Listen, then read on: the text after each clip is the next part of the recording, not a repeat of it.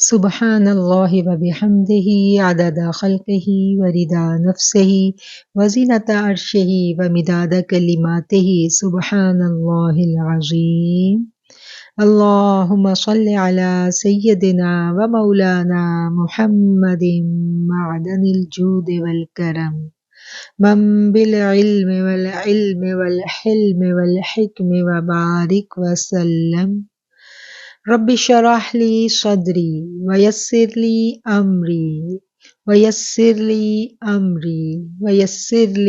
امری واحلل عقدۃ من لسانی یفقہوا قولی۔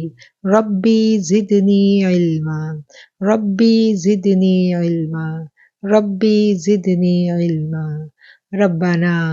ربنا لا تزغ قلوبنا بعد اذ ہدیتنا وہب لنا من لدنک رحمہ انک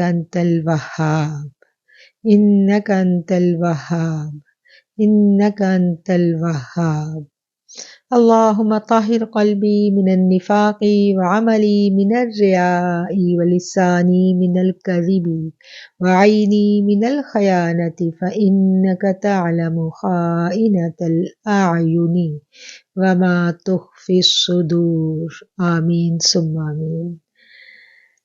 آج ہم 12ویں سپارے کا آغاز کریں گے اس دعا کے ساتھ کہ اے اللہ تیرے دین کو سیکھنے اور سکھلانے کی اس ادنا سی کوشش کو بڑھا چڑھا کے قبول فرما لے، اور اگر کوئی سہون جانے انجانے میں ہم سے غلطی ہو جائے، کوتاہی ہو جائے، الفاظ کی ادائیگی میں، سمجھنے میں، سمجھانے میں، میرے مالک تو درگزر کر دینا، ہمیں معاف فرما دینا۔ قرآن کریم کے لیے ہمارے سینے کو کھول دینا۔ اے اللہ آپ نے فرمایا ہے کہ قرآن سینوں کی بیماریوں کے لیے شفا ہے، تو ہمارے سینوں کے، ہمارے قلوب کی ہر بیماری کو میرے اللہ آپ سے زیادہ کوئی جاننے والا نہیں ہے۔ ہمارے دلوں کو پاکیزگی عطا فرما دے، ہماری سوچوں کو پاکیزگی عطا فرما دے، ہماری نگاہوں کو پاکیزگی عطا فرما دے۔ اے اللہ اپنے ذکر کے لیے ہمارے دلوں کے کان کھول دے، دین پہ زندہ رکھنا اور اسی دین اسلام کی بہترین حالت میں ہمیں واپس بلانا، ہمارے ایمان کی حفاظت فرمانا۔ آمین ثم آمین۔ اعوذ باللہ من الشیطان الرجیم، بسم اللہ الرحمن الرحیم۔ وما من دابة في الأرض إلا على الله رزقها ويعلم مستقرها ومستودعها كل في كتاب مبين۔ اور زمین پر کوئی چلنے والا نہیں ہے مگر اس کی روزی اللہ پر ہے، اور وہ جانتا ہے جہاں وہ ٹھہرتا ہے اور جہاں وہ سونپا جاتا ہے، سب کچھ واضح کتاب میں ہے۔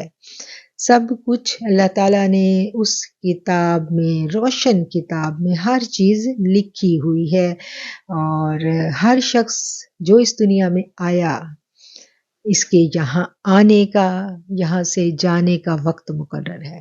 اس نے یہاں پر جو زندگی گزارنی ہے، جو اس نے رزق کھانا ہے، جہاں جہاں اس نے قدم دینے ہیں، جہاں جہاں سے اس نے رزق اٹھانا ہے، سب میرے رب کو پتہ ہے۔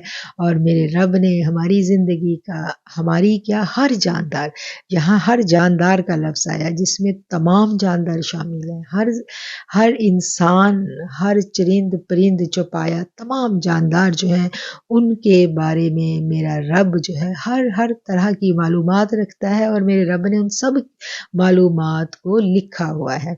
اور رزق جو ہے ہر اس چیز کو کہتے ہیں جو کسی جاندار کی غذا بنے، اور جاندار کے لیے ایک تو جانور ہے اور دوسرے انسان ہے، اور انسانوں کی جو غذا ہے وہ ہم دیکھتے ہیں، ایک تو فزیکل باڈی کی غذا ہے، پھر ہماری روح کی غذا ہے، ہمارے جذبوں کی غذا ہے، ہماری خوشیاں ہمارے غم، ہمارے دکھ، ہماری تکالیف اور ہمارا وہ سب جو ہم ایک دوسرے کو دیتے ہیں لیتے ہیں، جذبات، محبت، یہ سب کچھ رزق میں آ جاتا ہے، اور رب کو سب پتہ ہے، سارے ریلیشنز کا اس کو پتہ ہے، اور جو کچھ ہم نے لینا ہے اور ہم نے دینا ہے، جو بھلائی ہم نے ہمارے ذریعے سے بٹنی ہے مخلوق میں، اور جو جس کے ذریعے جس کو ملنا ہے، وہ سب میرے رب کو پتہ ہے۔ ہم دیکھتے ہیں کہ یہ جو نیکی کے کام ہم کرتے ہیں اور پھر آگے سے آگے اس نیکی کے کاموں کو پھیلا دیا جاتا ہے،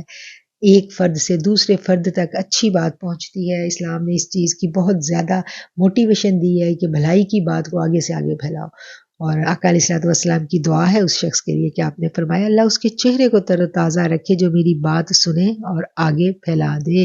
تو یہ جو اچھی اور بھلی باتیں ہیں، اللہ کی باتیں ہیں، رسول اللہ صلی اللہ علیہ وآلہ وسلم کی باتیں، یہ بھی رزق ہے، یہ بھی رزق میں سے ہے۔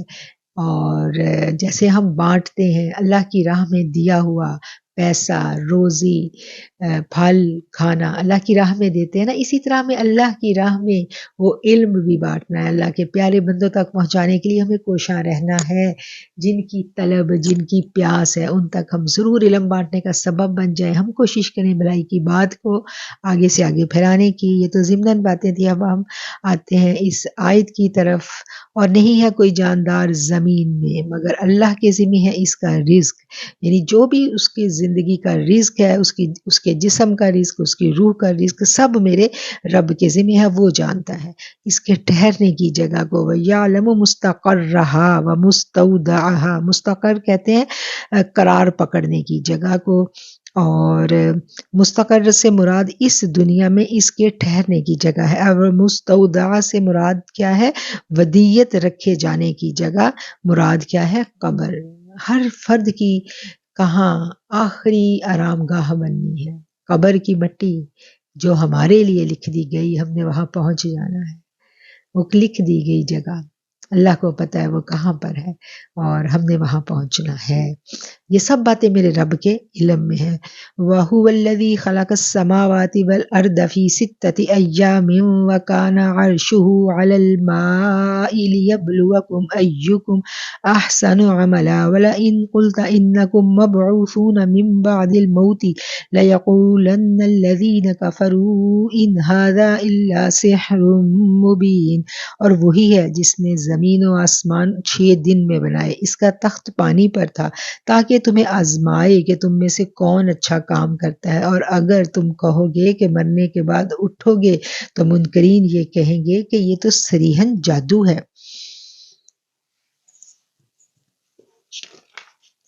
وَلَئِنْ أَخَّرْنَا عَنْهُمُ الْعَذَابَ إِلَىٰ أُمَّةٍ مَّعْدُودَةٍ لَيَقُولَنَّ مَا يَحْبِسُهُ أَلَا يَوْمَ يَأْتِيهِمْ لَيْسَ مَصْرُوفًا عَنْهُمْ وَحَاقَ بِهِم مَّا كَانُوا بِهِ يَسْتَهْزِئُونَ۔ اور اگر ہم ایک مدت تک ان سے عذاب قبر کو روکے رکھے تو ضرور کہیں گے کس چیز نے عذاب کو روک دیا؟ خبردار جس دن ان پر عذاب آئے گا ان سے نہیں پھیرا جائے گا، اور انہیں وہ چیز گھیر لے گی جس پر وہ ہنسی مذاق کیا کرتے تھے۔ وَلَئِنْ أَذَقْنَا الْإِنسَانَ مِنَّا رَحْمَةً ثُمَّ نَزَعْنَاهَا مِنْهُ إِنَّهُ لَيَئُوسٌ کفور۔ اور اگر ہم انسان کو اپنی رحمت کا مزہ چکا کر پھر اس سے چھین لیتے ہیں تو وہ نا امید، ناشکرا ہو جاتا ہے۔ وَلَئِنْ أَذَقْنَاهُ نَعْمَاءَ بَعْدَ ضَرَّاءَ مَسَّتْهُ لَيَقُولَنَّ ذَهَبَ السَّيِّئَاتُ عَنِّي إِنَّهُ لَفَرِحٌ فَخُورٌ۔ اور اگر مصیبت پہنچنے کے بعد نعمتوں کا مزہ چکھاتے ہیں تو کہتا ہے میری سختیاں جاتی رہیں، کیونکہ وہ اترانے والا شیخی ہو رہا ہے۔ یہاں انسان کی نفسیات کو بڑے خوبصورت انداز میں اللہ نے بیان کیا ہے، اور یہی ہم دیکھتے ہیں کہ یہی رویہ ہمیں ہر طرف نظر آتا ہے۔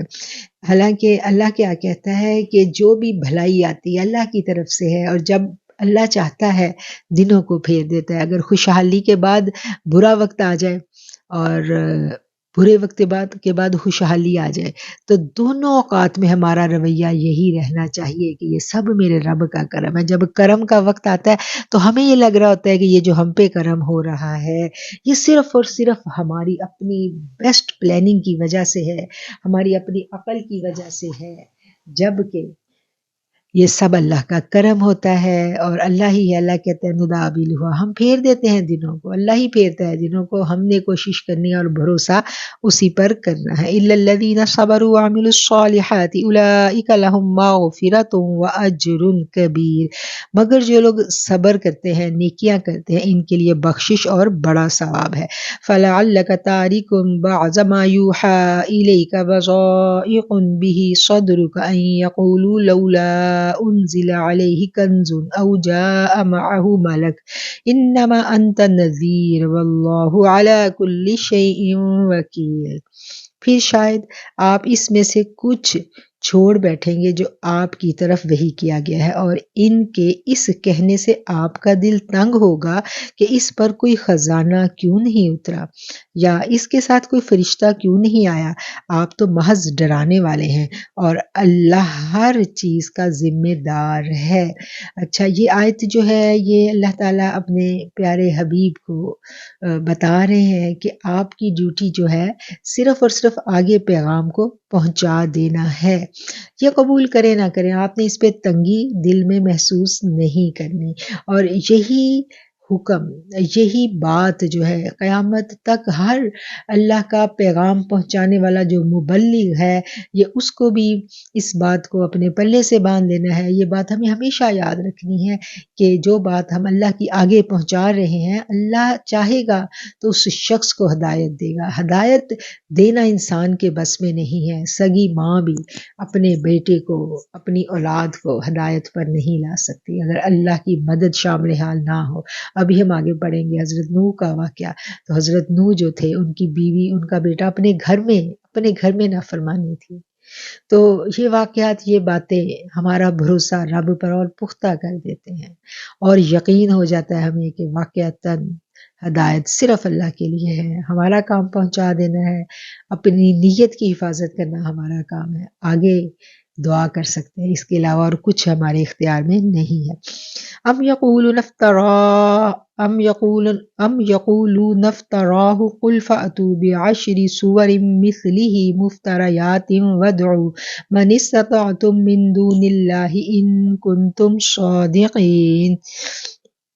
کیا کہتے ہیں کہ آپ نے قرآن خود بنا لیا؟ کہہ دیجئے کہ تم بھی ایسی 10 صورتیں بنا لاؤ اور اللہ کے سوا جس کو تم بلا سکتے ہو بلاؤ اگر تم سچے ہو۔ فَإِن لَّمْ يَسْتَجِيبُوا لَكُمْ فَاعْلَمُوا أَنَّمَا أُنزِلَ بِعِلْمِ اللَّهِ وَأَن لَّا إِلَٰهَ إِلَّا هُوَ فَهَلْ أَنتُم مُّسْلِمُونَ۔ پھر اگر تمہارا کہنا پورا نہ کریں تو جان لو کہ قرآن اللہ کے علم سے نازل کیا گیا ہے، اور یہ بھی کہ اس کے سوا کوئی معبود نہیں ہے، پس کیا تم فرما برداری کرنے والے ہو؟ من کان یرید الحیات الدنیا وزینتہا نوفی الیہم اعمالہم فیہا وہم فیہا لا یبخسون۔ جو کوئی دنیا کی زندگی میں اس کی آرائش چاہتا ہے تو اس کے اعمال ہم یہیں پورے کر دیتے ہیں اور انہیں کچھ نقصان نہیں پہنچایا جاتا۔ اولئک الذین لیس لہم فی الآخرۃ الا النار وحبط ما صنعوا فیہا وباطل ما کانوا یعملون۔ یہ وہی ہیں جن کے لیے آخرت میں آگ کے سوا کچھ نہیں، اور برباد ہو گیا جو کچھ انہوں نے دنیا میں کیا تھا، اور خراب ہو گیا جو کچھ کمایا تھا۔ افمن کان علی بینۃ من ربہ ویتلوہ شاہد منہ ومن قبلہ کتاب موسیٰ اماما ورحمہ اولئک یؤمنون بہ ومن یکفر بہ من الاحزاب فالنار موعدہ فلا تکن فی مریۃ منہ انہ الحق من ربک ولکن اکثر الناس لا یؤمنون۔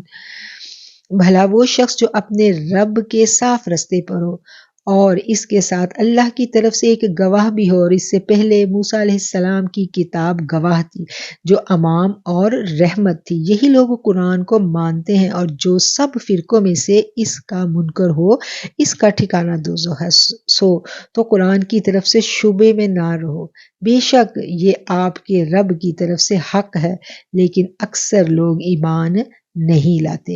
ومن اسلم ممن افترى علی اللہ کذبا، اس سے بڑھ کر ظالم کون جو اللہ پر جھوٹ باندھے۔ اولئک یعرضون علی ربهم ویقول الاشہاد ہؤلاء الذین کذبوا علی ربهم الا لعنۃ اللہ علی الظالمین، وہ لوگ جب اپنے رب کے روبرو پیش کیے جائیں گے اور گواہ کہیں گے یہی ہیں کہ جنہوں نے اپنے رب پر جھوٹ بولا تھا، خبردار ظالموں پر اللہ کی لعنت ہے۔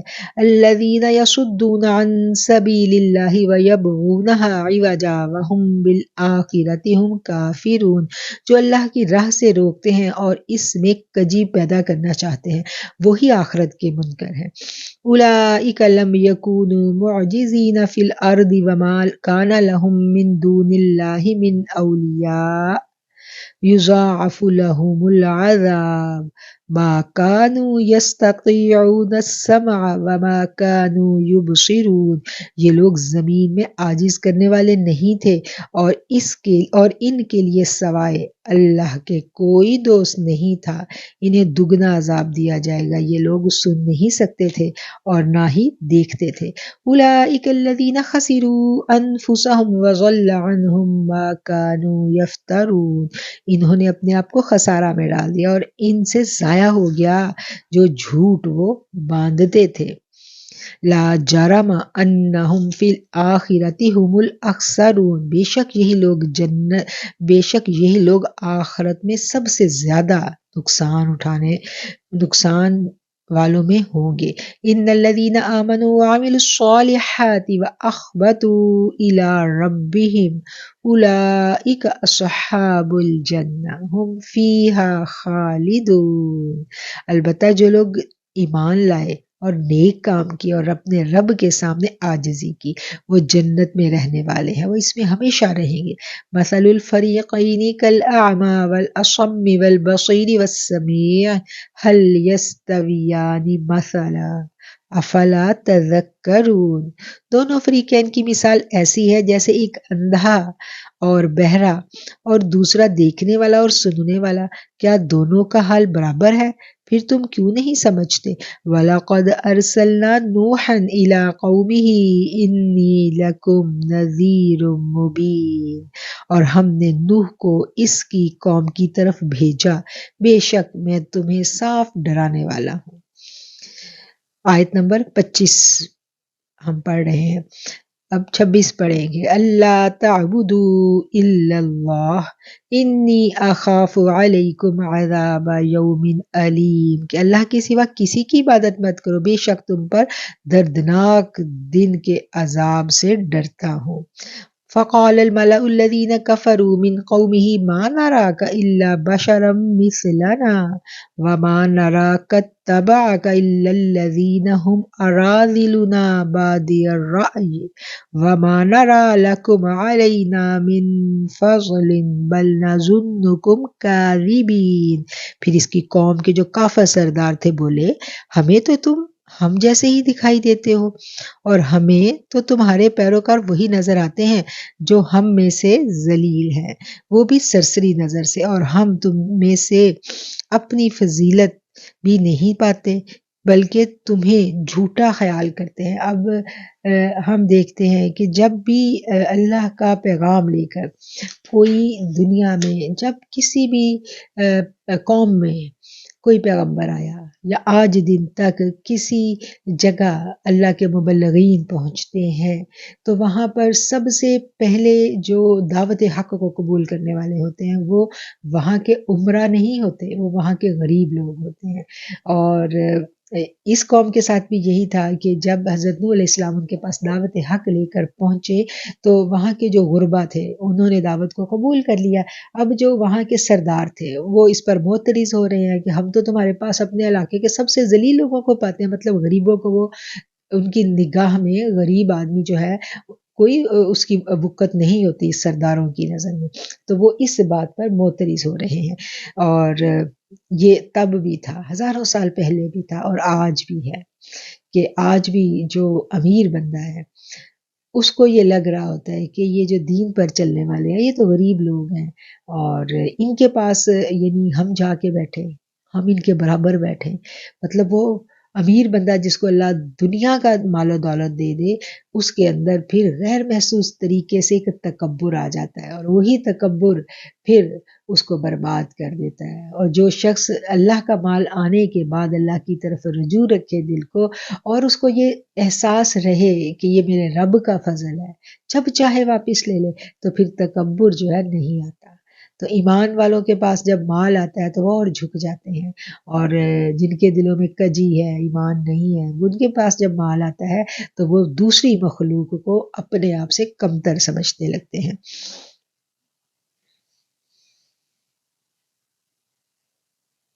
اور وہ لوگ یہ کہہ رہے ہیں نا کہ ہم تو تمہیں اپنے جیسا ہی پاتے ہیں۔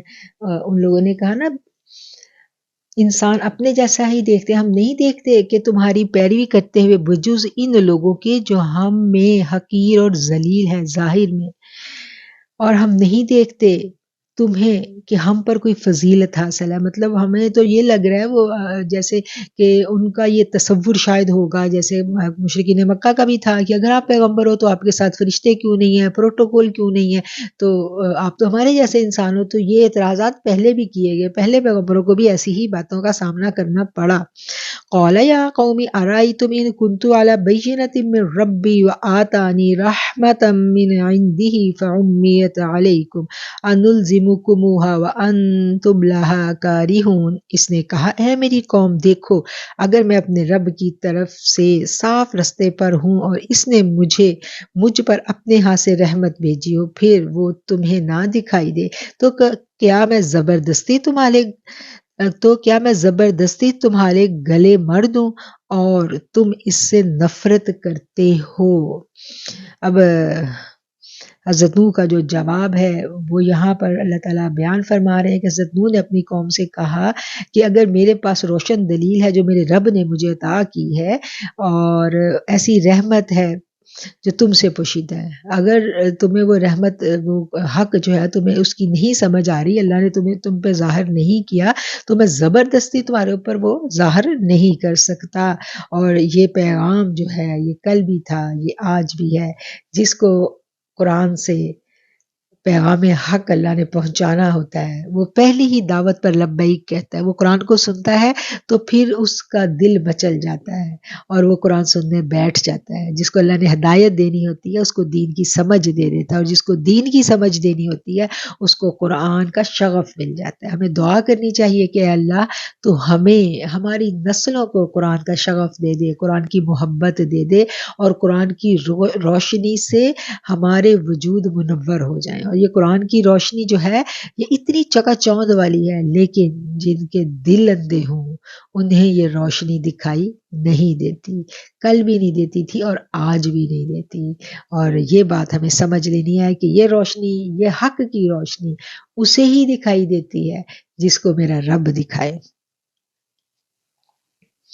اور یہ دین زبردستی کا سودا نہیں ہے۔ حضرت نوح نے بھی یہی کہا کہ ایسا نہیں ہے کہ یہ میں زبردستی جو ہے وہ تم پہ مسلط کر دوں، نہیں، ایسا نہیں۔ انلزمکموها وانتم لها کارہون، تو کیا جبرن اس کو مسلط کر دوں اگرچہ تم اسے ناپسند کرتے ہو۔ وَيَا قَوْمِ لَا أَسْأَلُكُمْ عَلَيْهِ مَالًا، اے میری قوم میں نہیں طلب کرتا تم سے اس تبلیغ پر کوئی مال، کوئی اجر نہیں مانگتا۔ کبھی کسی پیغمبر نے تبلیغ کا اجر قوم سے نہیں مانگا۔ ان اجری الا علی اللہ، اور اس کا اجر تو میرے رب کے پاس ہے۔ اور ہر دور میں جو مبلغ ہے وہ کبھی پیسوں کے لیے تبلیغ نہیں کرتا، کیونکہ جب دین حق کو کسی کا دل پہچان لیتا ہے تو پھر اس کو اپنے رب کی پہچان ہو جاتی ہے، پھر وہ ہر بدلے کی امید اپنے رب سے کرتا ہے، اور اس کو پتہ ہے کہ یہ دنیا بہت چھوٹی ہے۔ جس کو پیسے دے کے تبلیغ کرنی ہے اور جس سے وہ پیسے لے گا پھر تو اس کے من کی بات کرے گا، جو وہ چاہے گا پھر یہی ہوتا ہے نا، خرید لیے جاتے ہیں، علماء کرام خریدے جاتے ہیں نا، تو پھر وہ ان کے منہوں میں وہ الفاظ ڈالتے ہیں جنہوں نے خریدا ہوتا ہے کہ ہمارے مطابق ان آیات کو بیان کرو. تو جدھر سے جس نے قیمت وصول کی وہ اسی کا منجن بیچے گا نا، وہ اسی کے مطابق آیات کی تشریح و تفسیر بیان کرے گا. اور جو رب کے لیے بولے گا وہ رب سے ڈرے گا، کیونکہ اس کو بدلہ رب سے ملنا ہے. اور جس نے اپنے رب سے بدلہ لینا ہے وہ تو سہم کے رب سے ڈر کے بولے گا کہ نہیں اللہ کوئی مجھ سے کوتاہی نہ ہو جائے. وَيَا قَوْمِ لَا أَسْأَلُكُمْ عَلَيْهِ مَالًا إِنْ أَجْرِيَ إِلَّا عَلَى اللَّهِ وَمَا أَنَا بِطَارِدِ الَّذِينَ آمَنُوا إِنَّهُمْ مُلَاقُو رَبِّهِمْ وَلَكِنِّي أَرَاكُمْ قَوْمًا تَجْهَلُونَ. اور اے میری قوم، میں تم سے اس پر کچھ مال نہیں مانگتا، میرا بدلہ اللہ ہی کے ذمہ ہے، اور میں ایمانداروں کو ہٹانے والا نہیں ہوں. بے شک وہ اپنے رب سے ملنے والے ہیں، لیکن تمہیں جاہل قوم دیکھتا ہوں. وَيَا قَوْمِ مَن يَنصُرُنِي مِنَ اللَّهِ إِن طَرَدتُّهُمْ أَفَلَا تَذَكَّرُونَ. اور اے میری قوم، اگر میں انہیں ہٹا دوں تو مجھے اللہ سے کون چھڑائے گا؟ پھر کیا تم نہیں سمجھتے؟ اب کیا ہے کہ سرداروں کو اپنی حد تک محسوس ہو رہی تھی کہ یہ غریب لوگ اس پیغمبر کے ارد گرد ہیں اور ہم ان کے برابر جا کے بیٹھے. تو وہ کہتے تھے کہ پہلے ان غریبوں کو اپنے پاس سے ہٹاؤ، ان فقیروں کو پیچھے کرو، پھر ہم تمہاری بات سنیں گے. تو پیغمبر تو جانتے تھے کہ یہ جو بظاہر مال و دولت سے آری ہیں، ان کے دل کتنے امیر ہیں، کتنے سجے ہوئے دل ہیں جن میں رب بستا ہے، جن میں رب کے کلام کا نور ہوتا ہے. تو اس نور کو وہی پہچان سکتا ہے جو رب کو جانتا ہے. ولا اقول لكم عندي خزائن الله ولا اعلم الغيب ولا اقول اني ملك ولا اقول للذين تزدري اعينكم لن يؤتيهم الله خيرا الله اعلم بما في انفسهم اني اذا لمن الظالمين. اور میں تمہیں یہ نہیں کہتا کہ میرے پاس اللہ کے خزانے، اور نہ یہ کہ میں غیب دان ہوں، اور نہ یہ کہتا ہوں کہ میں فرشتہ ہوں، اور نہ یہ کہوں گا کہ جو لوگ تمہاری نظر میں حقیر ہیں اللہ ان کو بھلائی نہ دے. اللہ خوب جانتا ہے جو کچھ ان کے دلوں میں ہے. ایسا کہوں تو میں بے انصاف ہوں. قالوا یا نوح قد جادلتنا فاکثرت جدالنا فأتنا بما تعدنا ان کنت من الصادقین. کہا اے نوح، تو نے ہم سے جھگڑا کیا اور بہت جھگڑا کر چکا، اب لے آ جو تو ہم سے وعدہ کرتا ہے اگر تو سچا ہے. قل انما یأتیکم بہ اللہ ان شاء وما انتم بمعجزین. نوح علیہ السلام نے کہا اسے اگر چاہے گا اللہ تو وہی لائے گا، اور پھر تم اسے روک نہیں سکو گے. ولا ينفعکم نصحی ان اردت ان انصح لکم ان کان اللہ یرید ان یغویکم هو ربکم والیہ ترجعون. اور میری نصیحت تمہیں فائدہ نہیں دے گی خواہ میں کتنی ہی نصیحت کرنا چاہوں. اگر اللہ تمہیں گمراہ رکھنا چاہے وہی تمہارا رب ہے اور اسی کی طرف تمہیں لوٹ کر جانا ہے. ام یقولون افتراہ قل ان افتریتہ فعلی اجرامی وانا بریء مما تجرمون. یہ کہتے ہیں کہ قرآن کو خود بنا لایا ہے. کہہ دیجئے اگر میں بنا لایا ہوں تو اس کا گناہ مجھ پر ہے اور میں تمہاری گناہوں سے بری ذمہ ہوں. وَأُوحِيَ إِلَى نُوحٍ أَنَّهُ لَن يُؤْمِنَ مِنْ قَوْمِكَ إِلَّا مَنْ قَدْ آمَنَ فَلَا تَبْتَئِسْ بِمَا كَانُوا يَفْعَلُونَ. اور نوح کی طرف وحی کی گئی کہ یہ تیری قوم میں سے اب کوئی ایمان نہیں لائے گا مگر جو لا چکا.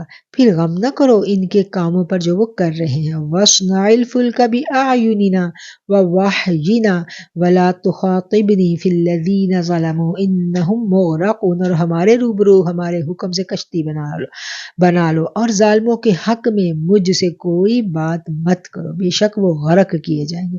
وَيَصْنَعُ الْفُلْكَ وَكُلَّمَا مَرَّ عَلَيْهِ مَلَأٌ مِّن قَوْمِهِ سَخِرُوا مِنْهُ قال ان تسخروا منا فإنا نسخر منكم كما تسخرون، اور کشتی بناتے تھے، اور وہ کشتی بناتے تھے، اور جب اس کی قوم کے سردار ان پر گزرتے تو ہنسی کرتے تھے، کہتے اگر تم ہم پر ہنستے ہو تو ہم بھی تم پر ہنسیں گے جیسے تم ہنستے ہو۔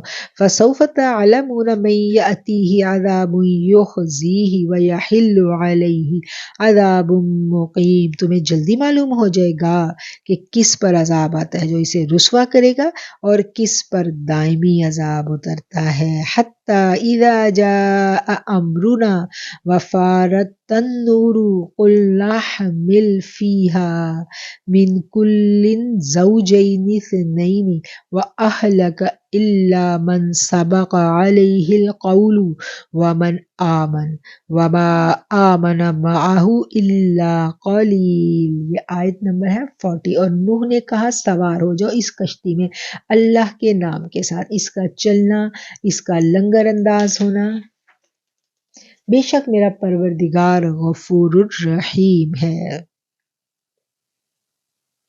اچھا، یہ پچھلی آیت رہ گئی، آیت نمبر 40۔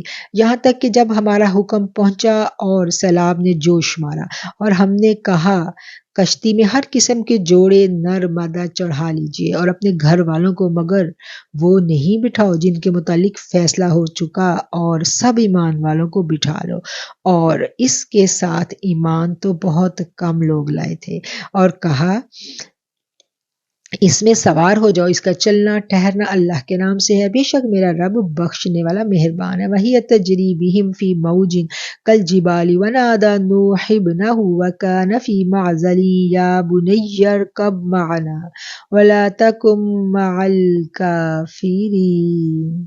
اور وہ انہیں پہاڑ جیسی لہروں میں لیے جا رہی تھی، اور نوح نے اپنے بیٹے کو پکارا جبکہ وہ کنارے پر تھا کہ اے بیٹے ہمارے ساتھ سوار ہو جاؤ اور کافروں کے ساتھ مت رہو۔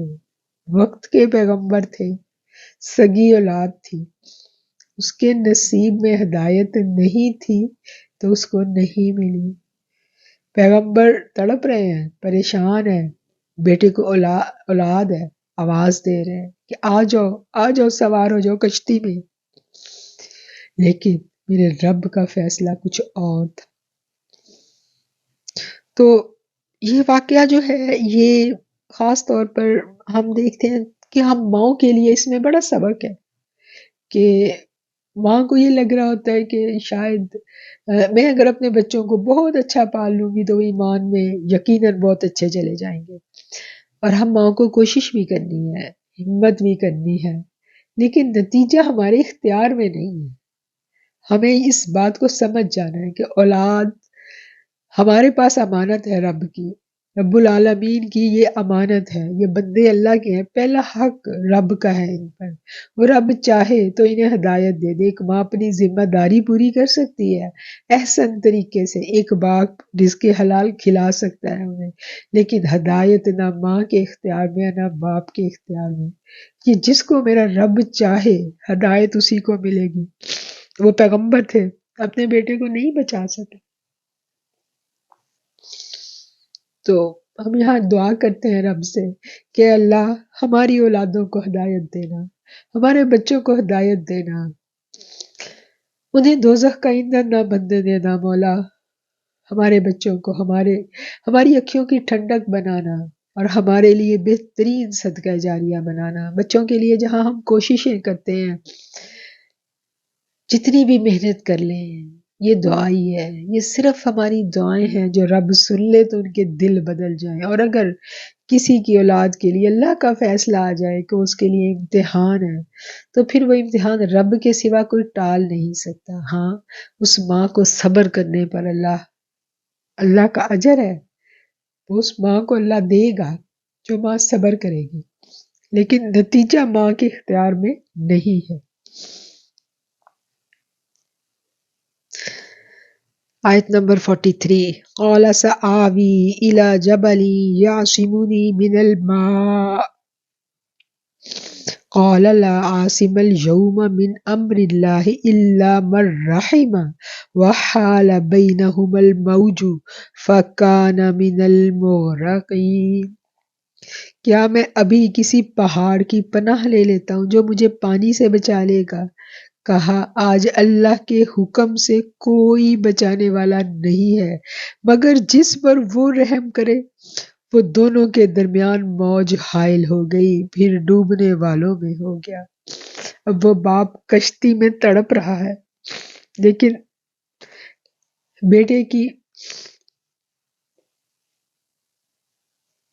بیٹے کے جو نصیب میں لکھا گیا اسی عذاب میں غرق ہونا، تو وہ پیغمبر باپ بھی اسے نہیں بچا سکا۔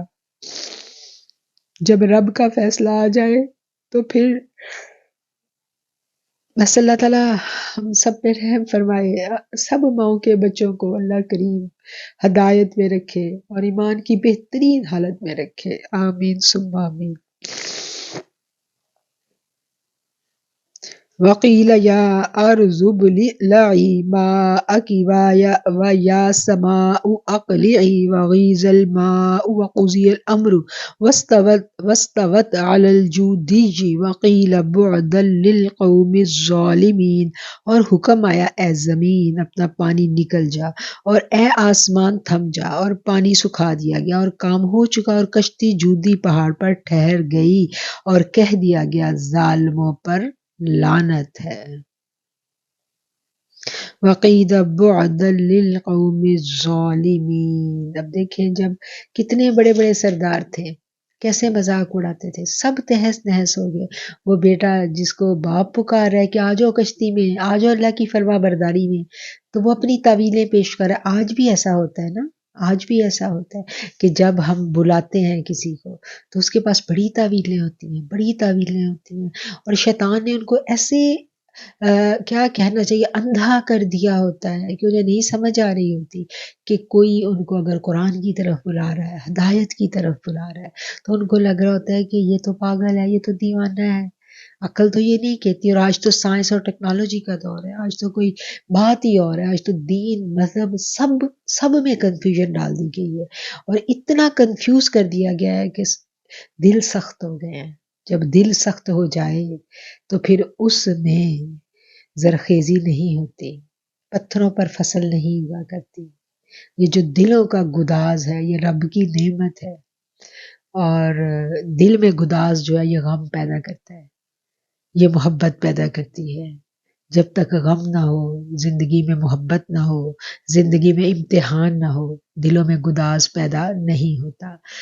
وہ مکے کے لوگ بڑے سخت دل تھے، لیکن جب اسلام قبول کیا تو آقا علیہ الصلوۃ والسلام کی محبت نے، دین اسلام کی محبت نے ان کی آنکھوں کو گیلا کر دیا، ان کی راتوں کو روشن کر دیا۔ وہ سخت دل، پتھر دل لوگ جو اپنی اولاد کو زندہ درگور کر دیتے تھے، وہ اتنے نرم ہو گئے، وہ اتنے محبتوں والے ہو گئے کہ وہ زمین پر محبت کا پیغام پھیلانے کا سبب بن گئے۔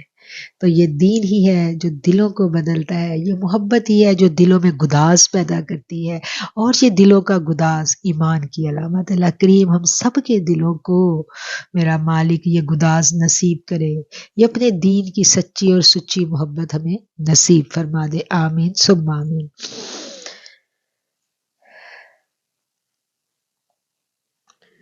فَنَادَى نُوحٌ رَبَّهُ قَالَ رَبِّ إِنَّ ابْنِي مِنْ أَهْلِي وَإِنَّ وَعْدَكَ الْحَقُّ وَأَنْتَ أَحْكَمُ الْحَاكِمِينَ۔ آیت نمبر 45۔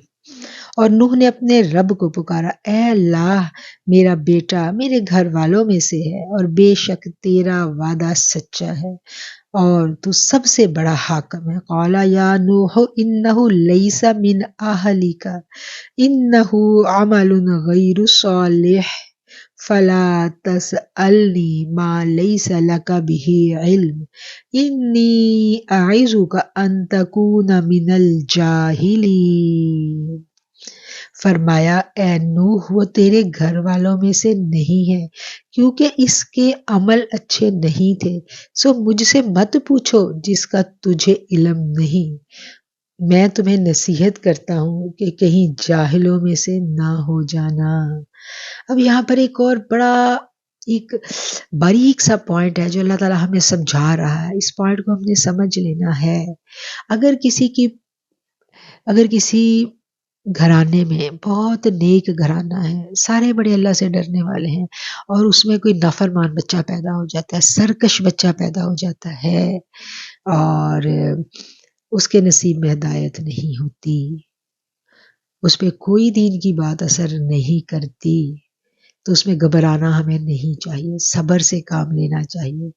اور اللہ نے یہ کیا یہاں پر جو بات ہمیں سمجھائی ہے وہ یہ ہے کہ نسل وہی ہے، جو آپ کے گھر والے وہی ہیں جو ایمان والے ہیں۔ آپ دیکھیں کہ جب مکہ میں دین اسلام آیا تھا تو دو گروہ بن گئے تھے، لائن کھنچ گئی تھی، سگا باپ بیٹے کے مد مقابل آ گیا تھا، سگے رشتے آمنے سامنے آ گئے تھے، ماں بیٹوں میں دوری پیدا ہو گئی تھی، مائیں کافر تھی، بیٹوں نے مسلمان جو ہو گئے انہوں نے اسلام قبول کر لیا، تو کیا کچھ نہیں ہوا، صرف ایمان والا ہی ایمان والے کا دوست ہے، اور ایمان والا ہی اس کا حقیقی وارث ہے، اس کا اہل ہے۔ تو یہاں اللہ تعالیٰ یہ بات جو ہے وہ پیغمبر کو سمجھا رہے ہیں، اور قرآن کا حصہ یہ بات بنائی گئی ہماری تربیت کے لیے کہ ہمیں یہ بات سمجھ آ جانی چاہیے، ہمیں حقیقتوں کو ہم نے قبول کر لینا ہے، کہ ضروری نہیں ہے کہ اگر اولاد نافرمان ہے، اولاد سرکش ہے، اولاد اللہ کی فرما برداری کرنے والی نہیں ہے، تو اس کا یہ مطلب نہیں ہے کہ ہمارا کوئی بھی نہیں ہے، وہ ساری اللہ کے دین سے محبت کرنے والے وہی ہمارے ہیں، وہی سچا رشتہ ہے، اور وہی اولاد ہے، وہی وارث ہیں، جن کو ہم نے دین سکھا دیا، جن سے ہم نے سیکھ لیا ہم ان کے وارث بن گئے، اور جنہیں ہم نے سکھا دیا وہ ہمارے وارث بن گئے۔ تو اس کو ہم جو تصوف کی ٹرم ہے اس میں روحانی اولاد کہا جاتا ہے، کہ یہ روحانی والدین ہوتے ہیں، یہ روحانی اولادیں ہوتی ہیں، جیسے ایک ماں اپنے بچے کو پالتی ہے، ایسے ہی ایک مرشد اپنی مرید کو پالتا ہے، ایک مینٹور اپنے اسٹوڈنٹ کی تربیت کرتا ہے، اس کو سینے سے لگاتا ہے، اس کو ایک ایک بوند جو ہے وہ ایمان کی حلاوت اس کے اندر اتارتا ہے۔ تو یہ جو مرشد ہوتا ہے اس کا یہی کام ہوتا ہے نا، وہ روحانی باپ ہوتا ہے، وہ جیسے اولاد کو پالتی ہے نا ماں، اسی طرح آپ کا روحانی استاد آپ کو پالتا ہے، قطرہ قطرہ ایمان دے کے، جیسے قطرہ قطرہ دودھ پلا کے بچے کو ماں پروان چڑھاتی ہے، اس طرح آپ کا روحانی استاد قطرہ قطرہ ایمان دے کے، تھوڑا تھوڑا تھوڑا تھوڑا دے کے وہ اپنے جو اسٹوڈنٹس ہیں وہ ان کی ایمانی تربیت کرتا ہے، اور وہی اس کی روحانی اولاد ہوتی ہے، اس پہ ہی اس نے انویسٹ کیا ہوتا ہے، وہی اس کے لیے آخرت میں صدقہ جاریہ ہوتی ہے۔ ہوتا ہے نا جن سے ہم نے دین سیکھا ہوتا ہے ان سے ہمیں بڑی شدید محبت ہوتی ہے، ان سے ہم بڑا پیار کرتے ہیں، اور ہمارا جی چاہتا ہے کہ ہم اپنی دعاؤں میں سب سے پہلے ان کے لیے دعا کریں، ہمیں ان سے بچھڑنا اچھا نہیں لگتا، اگر وہ ہم سے بچھڑ جائیں تو ہمیں ہمارا سانس گھٹنے لگتا ہے کہ نہیں ہمارے استادوں سے ہمارا رابطہ نہ کہ ٹوٹ جائے، ہم پریشان ہوتے ہیں، تو سگے والدین سے زیادہ ہمیں ان سے دعا کروانے کا ہوتا ہے کہ نہیں ہم ان سے دعا کروائیں، ان کی دعا اللہ سنے گا، اور ہمیں پتہ ہوتا ہے کہ وہ ہمارے کتنے خیر خواہ ہیں۔ تو یہ بڑا عجیب رستہ ہے، یہ بڑی عجیب دنیا ہے، یہ ساری کی ساری رب میرے کی کیا کہنا چاہیے رمزیں ہیں، جنہیں دھیرے دھیرے ہم پہچان جاتے ہیں جب ہمارا رب سے تعلق گہرا ہوتا ہے، اور قرآن میں یہ ساری رمزیں جو ہیں اللہ ہمیں سمجھا رہا ہے۔ جی آیت نمبر 47 پہ تھے، قال رب انی اعوذ بک ان اسألک ما لیس لی به علم والا تغفر لی وترحمنی اکن من الخاسرین۔ کہا اے رب میں تیری پناہ لیتا ہوں اس بات سے کہ تجھ سے وہ بات پوچھوں جو مجھے معلوم نہیں، اگر آپ نے مجھے نہ بخشا اور مجھ پر رحم نہ کیا تو میں نقصان اٹھانے والوں میں ہو جاؤں گا۔ قیل یا نوح اہبط بسلام منا وبرکات علیک وعلی ممن معک وَأُمَمٌ سَنُمَتِّعُهُمْ ثُمَّ يَمَسُّهُمْ مِنَّا عَذَابٌ أَلِيمٌ۔ کہا اے نوح کشتی سے اترو، ہماری طرف سے سلامتی ہو اور برکتوں کے ساتھ جو تم پر اور تمہارے ساتھ والوں پر رہے گی، اور دوسرے فرقے ہیں کہ ہم انہیں دنیا میں فائدہ دیں گے پھر انہیں ہماری طرف سے دردناک عذاب پہنچے گا۔ آیت نمبر 48۔ تِلْکَ مِنْ أَنْبَاءِ الْغَیْبِ نُوحِیهَا إِلَیْکَ مَا کُنْتَ تَعْلَمُهَا أَنْتَ وَلَا قَوْمُکَ مِنْ قَبْلِ هَذَا فَاصْبِرْ إِنَّ الْعَاقِبَةَ لِلْمُتَّقِینَ۔ اب یہاں پر نبی کریم صلی اللہ علیہ وسلم کے بارے میں تلک من انباء الغیبی کہ یہ محمد صلی اللہ علیہ وآلہ وسلم جو ہے یہ غیب کی خبریں ہیں جنہیں ہم آپ کی طرف وحی کر رہے ہیں۔ اللہ جو ہے آقا علیہ الصلوۃ والسلام سے مخاطب ہو کے کہہ رہے ہیں کہ یہ جو خبریں ہم آپ کو دے رہے ہیں نا ان کو یہ لوگ نہیں جانتے، یہ غیب کی خبریں ہیں، ہم انہیں آپ کی طرف وحی کر رہے ہیں۔ اس سے پہلے نہ تو آپ ہی جانتے تھے اور نہ آپ کی قوم جانتی تھی، پس صبر کریں کیونکہ بہتر انجام پرہیزگاروں کے لیے ہے۔ کن کا انجام اچھا ہوگا؟ جو متقین ہیں، جو اللہ سے ڈرنے والے ہیں۔ وَإِلَىٰ عَادٍ أَخَاهُمْ هُودًا اور ہم نے عاد کی طرف ان کے بھائی ہود کو بھیجا۔ قَالَ يَا قَوْمِ اعْبُدُوا اللَّهَ مَا لَكُم مِّنْ إِلَٰهٍ غَيْرُهُ إِنْ أَنْتُمْ إِلَّا مُفْتَرُونَ 50 نمبر آیت۔ اور ہم نے عاد کی طرف ان کے بھائی ہود کو بھیجا کہ اے قوم اللہ کی بندگی کرو، اس کے سوا کوئی حاکم نہیں ہے، تم سب جھوٹ کہتے ہو۔ قال یا قوم لا اسألکم علیہ اجرا ان اجری الا علی الذی فطرنی افلا تعقلون۔ اے میری قوم میں اس پر تم سے مزدوری نہیں مانگتا، میری مزدوری اسی پر ہے جس نے مجھے پیدا کیا، پھر کیا تم نہیں سمجھتے؟ وَيَا قَوْمِ اسْتَغْفِرُوا رَبَّكُمْ ثُمَّ تُوبُوا إِلَيْهِ يُرْسِلِ السَّمَاءَ عَلَيْكُمْ مِدْرَارًا وَيَزِدْكُمْ قُوَّةً إِلَىٰ قُوَّتِكُمْ وَلَا تَتَوَلَّوْا مُجْرِمِينَ۔ اے قوم اپنے رب سے معافی مانگو پھر اس کی طرف رجوع کرو، تم پر خوب بارشیں برسائے گا اور تمہاری قوت کو اور بڑھائے گا، اور نافرمان ہو کر مت پھر جاؤ۔ قالوا کہا یا ہود اے ہود ما جئتنا ببینۃ وما نحن بتارکی آلہتنا عن قولک وما نحن لک بمؤمنین۔ اور کہا اے ہود تم ہمارے پاس کوئی معجزہ بھی نہیں لائے اور ہم تیرے کہنے سے اپنے معبودوں کو چھوڑنے والے نہیں ہیں اور نہ ہم تمہیں ماننے والے ہیں۔ ان تقول الا تراک بعض آلہتنا بسوء قال انی اشہد اللہ واشہد انی بریء مما تشرکون۔ ہم تو یہی کہتے ہیں کہ تجھے ہمارے لیے کسی معبود نے بری طرح جھپٹ لیا ہے۔ کہا بے شک میں اللہ کو گواہ کرتا ہوں اور تم بھی گواہ رہو کہ میں ان چیزوں سے بیزار ہوں جنہیں تم اللہ کے سوا شریک کرتے ہو۔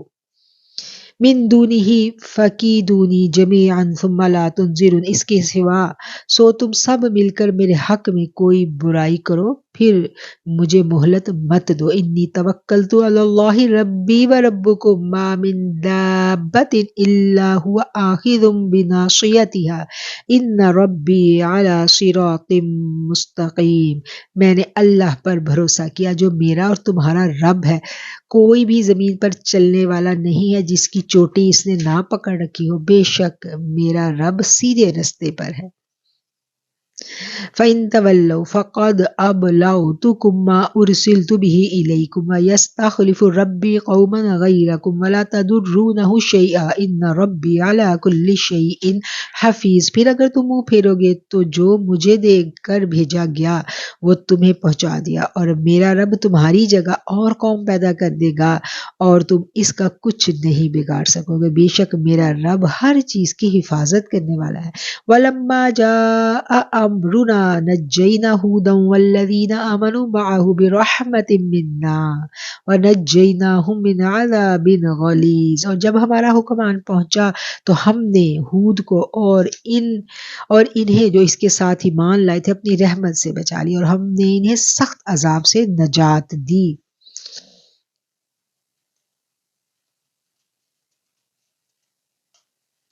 آیت 59 وَتِلْكَ عَادٌ جَحَدُوا بِآيَاتِ رَبِّهِمْ وَعَصَوْا رُسُلَهُ وَاتَّبَعُوا أَمْرَ كُلِّ جَبَّارٍ عَنِيدٍ۔ اور یہ عاد تھے اپنے رب کی باتوں سے منکر ہوئے اور اس کے رسولوں کو نہ مانا اور ہر جبار سرکش کا حکم مانتے تھے۔ وَأُتْبِعُوا فِي هَٰذِهِ الدُّنْيَا لَعْنَةً وَيَوْمَ الْقِيَامَةِ أَلَا إِنَّ عَادًا كَفَرُوا رَبَّهُمْ أَلَا بُعْدًا لِعَادٍ قوم ہود۔ اور اس دنیا میں بھی اپنے پیچھے لعنت چھوڑ گئے اور قیامت کے دن بھی خبردار، الا خبردار، ان عادن بے شک عاد نے اپنے رب کا انکار کیا تھا، خبردار عاد جو ہود کی قوم تھی اللہ کی رحمت سے دور ہو گئی۔ وَإِلَى ثَمُودَ أَخَاهُمْ صَالِحًا، اور سمود کی طرف ان کے بھائی صالح کو بھیجا۔ یہ عاد اور سمود دو قومیں تھی نا جن کے اثرات آج بھی موجود ہیں۔ قال یا قوم اعبدوا اللہ ما لکم من الہ غیرہ وانشأکم من الارض واستعمرکم فیہا فاستغفروہ ثم توبوا الیہ ان ربی قریب مجیب۔ اور سمود کی طرف ان کے بھائی صالح کو بھیجا اور کہا اے میری قوم اللہ کی بندگی کرو، اس کے سوا کوئی تمہارا معبود نہیں، اسی نے تمہیں زمین سے بنایا اور تمہیں اسی میں آباد کیا، بس اس سے معافی مانگو، پھر اس کی طرف رجوع کرو، بے شک میرا رب نزدیک ہے، قبول کرنے والا ہے۔ قالوا یا صالح قد كنت فينا مرجوا قبل هذا أتنهانا أن نعبد ما يعبد آباؤنا وإننا لفي شك مما تدعونا إليه مريب۔ انہوں نے کہا اے صالح اس سے پہلے تو ہمیں تجھ سے بڑی امید تھی، تم ہمیں ان معبودوں کو پوجنے سے منع کرتے ہو جنہیں ہمارے باپ دادا پوجتے آئے ہیں، اور جس طرف تم ہمیں بلاتے ہو اس میں تو ہم بڑے شک میں ہیں۔ قال کہا یا قوم ارأیتم ان کنت علی بینۃ من ربی وآتانی منہ رحمۃ فمن ینصرنی من اللہ ان عصیتہ فما تزیدوننی غیر تخسیر۔ صالح نے کہا اے میری قوم بھلا دیکھو تو اگر میں اپنے رب کی طرف سے کوئی کھلی دلیل رکھتا ہوں اور اس کی طرف سے میرے پاس رحمت بھی آ چکی ہو، پھر اگر میں اس کی نافرمانی کروں تو مجھے اس سے کون بچا سکتا ہے؟ پھر تم مجھے نقصان کے سوا اور کیا دے سکو گے؟ وَيَا قَوْمِ هَٰذِهِ نَاقَةُ اللَّهِ لَكُمْ آیَةً فَذَرُوهَا تَأْكُلْ فِي أَرْضِ اللَّهِ وَلَا تَمَسُّوهَا بِسُوءٍ فَيَأْخُذَكُمْ عَذَابٌ قَرِيبٌ۔ 64 نمبر آیت۔ اور اے میری قوم یہ اللہ کی اونٹنی تمہارے لیے نشانی ہے، سو اسے چھوڑ دو زمین میں کھاتی پھرے اور اسے برائی سے چھونا بھی نہیں، پھر تمہیں عذاب بہت جلد آ پکڑے گا۔ فَعَقَرُوهَا فَقَالَ تَمَتَّعُوا فِي دَارِكُمْ 3 أَيَّامٍ ذَلِكَ وَعْدٌ غیر مکذوب۔ پھر انہوں نے اس کے پاؤں کاٹ ڈالے۔ تب صالح نے کہا 3 دن تک اپنے گھروں میں فائدہ اٹھا لو، یہ وعدہ ہے جو جھوٹا نہیں ہوگا۔ فلما جاء امرنا نجينا صالحا والذين آمنوا معه برحمة منا ومن خزي يومئذ ان ربك هو القوي العزيز۔ اور جب ہمارا حکم آن پہنچا تو ہم نے صالح کو جو اس کے ساتھ ایمان لائے تھے اپنی رحمت سے بچا لیا اور اس دن کی رسوائی سے نجات دی، بے شک آپ کا رب وہی زور والا زبردست ہے۔ وہ ہوا ان ربک، بے شک تمہارا رب هو القوی العزیز۔ یہ بات ہمیں ہمیشہ یاد رکھنی چاہیے کہ ہم کمزور ہو سکتے ہیں، ہمارا رب کمزور نہیں ہے، اسی پہ ہم نے بھروسہ رکھنا ہے، وہ بڑا قوی ہے اور بڑا غالب ہے۔ وَأَخَذَ الَّذِينَ ظَلَمُوا الصَّيْحَةُ فَأَصْبَحُوا فِي دِيَارِهِمْ جَاثِمِينَ۔ اور ظالموں کو ہولناک آواز نے پکڑ لیا، پھر صبح کو وہ اپنے گھروں میں اوندھے پڑے ہوئے رہ گئے۔ كَأَن لَّمْ يَغْنَوْا فِيهَا أَلَا إِنَّ ثَمُودَ كَفَرُوا رَبَّهُمْ أَلَا بُعْدًا لِثَمُودَ۔ گویا کہ کبھی وہ وہاں رہے ہی نہیں تھے، خبردار سمود نے اپنے رب کا انکار کیا تھا، خبردار سمود پر پھٹکار ہے۔ اب قوم سمود جو ہے، یہ جو عاد کی قوم ہے، سمود کی قوم ہے، ان کو عذاب آیا، یہ تباہ و برباد ہوئی، اور ان کے قصے جو تھے یہ عرب کے لوگ جانتے تھے، اور جب قافلے آتے تھے تو رستے میں ان کی بستیاں آتی تھیں جو ان کے بڑے بڑے گھر ہیں جو وہ پتھروں کو کاٹ کے بناتے تھے، بڑی عقل مند قوم تھی یہ۔ اور آج بھی آپ دیکھیں کہ وہ جو شہر ہے سعودیہ میں، انہوں نے تو اب ٹورسٹوں کے لیے کھول دیا وہ جگہ، اگر آپ کو وہاں جانے کا اتفاق ہو تو عقل حیران رہ جاتی ہے کہ پتھروں کو تراش کے یہ ان لوگوں نے کیسے گھر بنائے ہوئے تھے۔ اور آج بھی جب ہم وہاں جاتے ہیں تو دل دہل سا جاتا ہے، اللہ کے عذاب کا جو دہشت ہے نا وہ آج بھی وہاں کی فضاؤں میں موجود ہے۔ نبی کریم صلی اللہ علیہ وسلم نے فرمایا تھا نا کہ جب وہاں سے مسلمان گزرے تھے تو مسلمانوں نے نبی کریم صلی اللہ علیہ وسلم نے وہاں ٹھہرنے سے منع کیا تھا، اور وہاں پر یعنی آج بھی جب ہم جاتے ہیں اللہ کی نشانیاں دیکھنے کے لیے، مجھے بھی وہاں جانے کا اتفاق ہوا، تو جب ہم گئے تو ہمارے بزرگوں نے ہمیں کہا تھا کہ یہاں رات نہیں ٹھہرنا، حالانکہ اب تو وہاں پر بڑی ترقی یافتہ جگہ بن گئی ہے، اور وہاں کافی کیا کہنا چاہیے انتظامات ہیں زبردست گورنمنٹ کی طرف سے، لیکن وہاں کی فضاؤں میں خوف ہے، دہشت ہے، اور وہاں آپ بس عبرت کے لیے تو جا سکتے ہیں، لیکن وہ ٹورسٹ پلیس بہرحال نہیں ہے۔ وہاں پر آقا علیہ الصلوۃ والسلام نے کہا تھا کہ بس یہاں سے جلدی سے گزر جایا کرو، اور جب لوگوں نے، ہم دیکھتے ہیں کہ ہمیں ملتا ہے کہ جب لوگوں نے وہاں پر پڑاؤ کیا اور اس بستی کے بارے میں جو نبی کریم صلی اللہ علیہ وسلم نے باتیں بتائیں، مطلب کہ آج کے حالات کے تناظر میں ہم دیکھتے ہیں تو لوگ وہاں کھیل تماشے کے لیے جانے لگ گئے ہیں، اور اللہ کے عذاب کی جگہوں کو ٹورسٹ پلیس بنا کے اور وہاں انجوائمنٹ کے لیے اور وہاں زبردست ٹائم سپینڈ کرنے کے لیے جانا، اور وہاں عجیب و غریب جو کچھ ہو رہا ہے یہ ڈیفینیٹلی اللہ کے احکامات کے مطابق نہیں ہے، اور یہ لمحہ فکری اور بڑے ڈر اور بڑے خوف کی بات ہے۔ ہم وہاں پر جائیں ضرور، دیکھیں ضرور، لیکن عبرت کے لیے، انجوائمنٹ کے لیے نہیں، عبرت کے لیے ہم وہاں جا سکتے ہیں۔ اور وہ اتنے بڑے بڑے گھر ہیں، انسان سوچتا ہے کہ اتنے بڑے بڑے گھر تھے تو ان کے قد کتنے بڑے تھے، ہمیں پتہ چلتا ہے نا وہ بڑی زور آور قوم تھی۔ تو پھر جب اللہ کا عذاب آیا تو ایک بھی نہیں بچا ان میں سے۔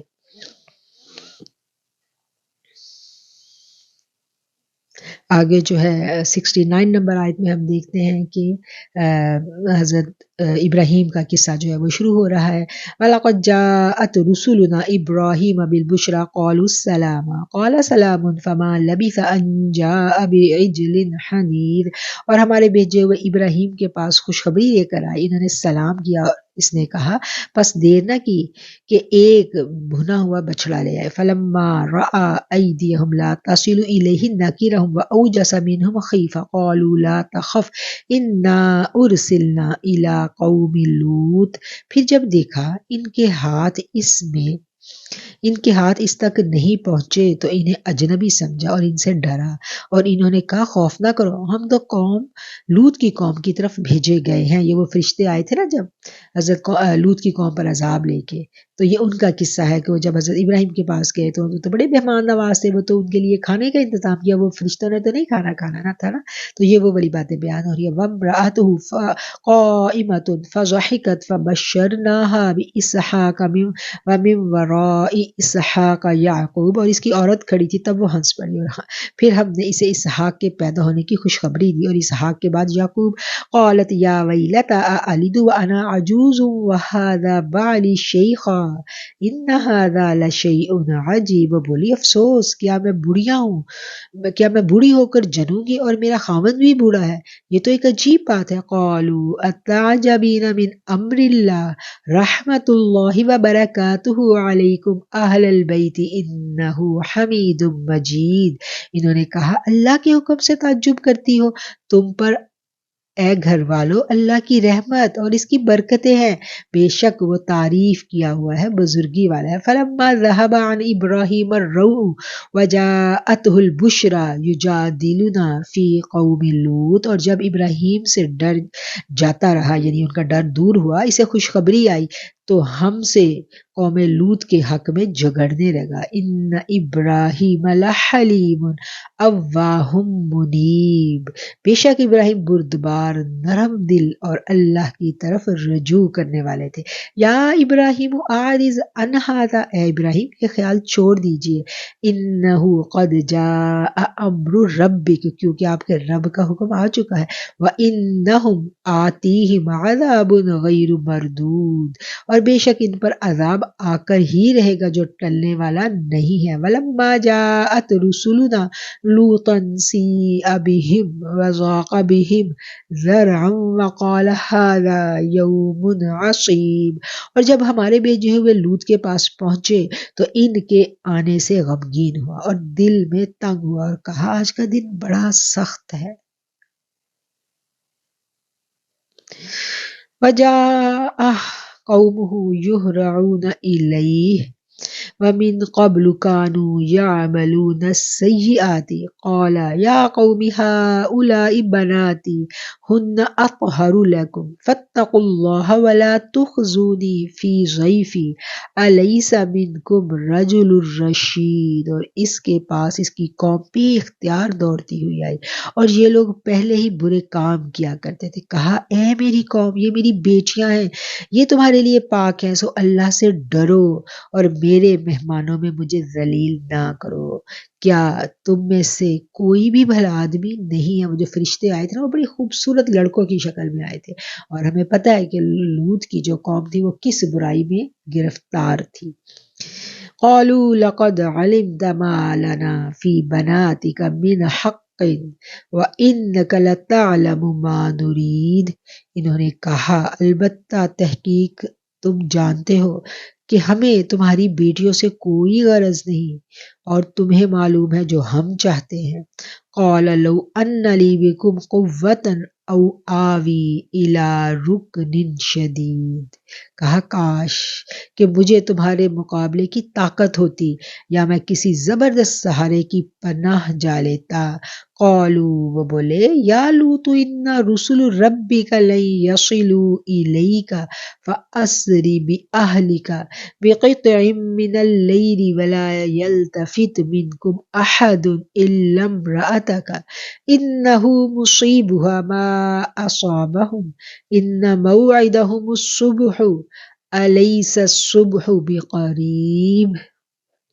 فرشتوں نے کہا اے لوط، بے شک ہم تیرے رب کی طرف سے بھیجے ہوئے ہیں، یہ تم تک ہرگز نہیں پہنچ سکیں گے، سو کچھ حصہ رات رہے اپنے لوگوں کو اور لے کر نکلو، اور تم میں سے کوئی بھی مڑ کر مت دیکھے مگر تیری عورت کے علاوہ، کہ اس پر بھی وہی بلا آنے والی ہے جو ان پر آئے گی۔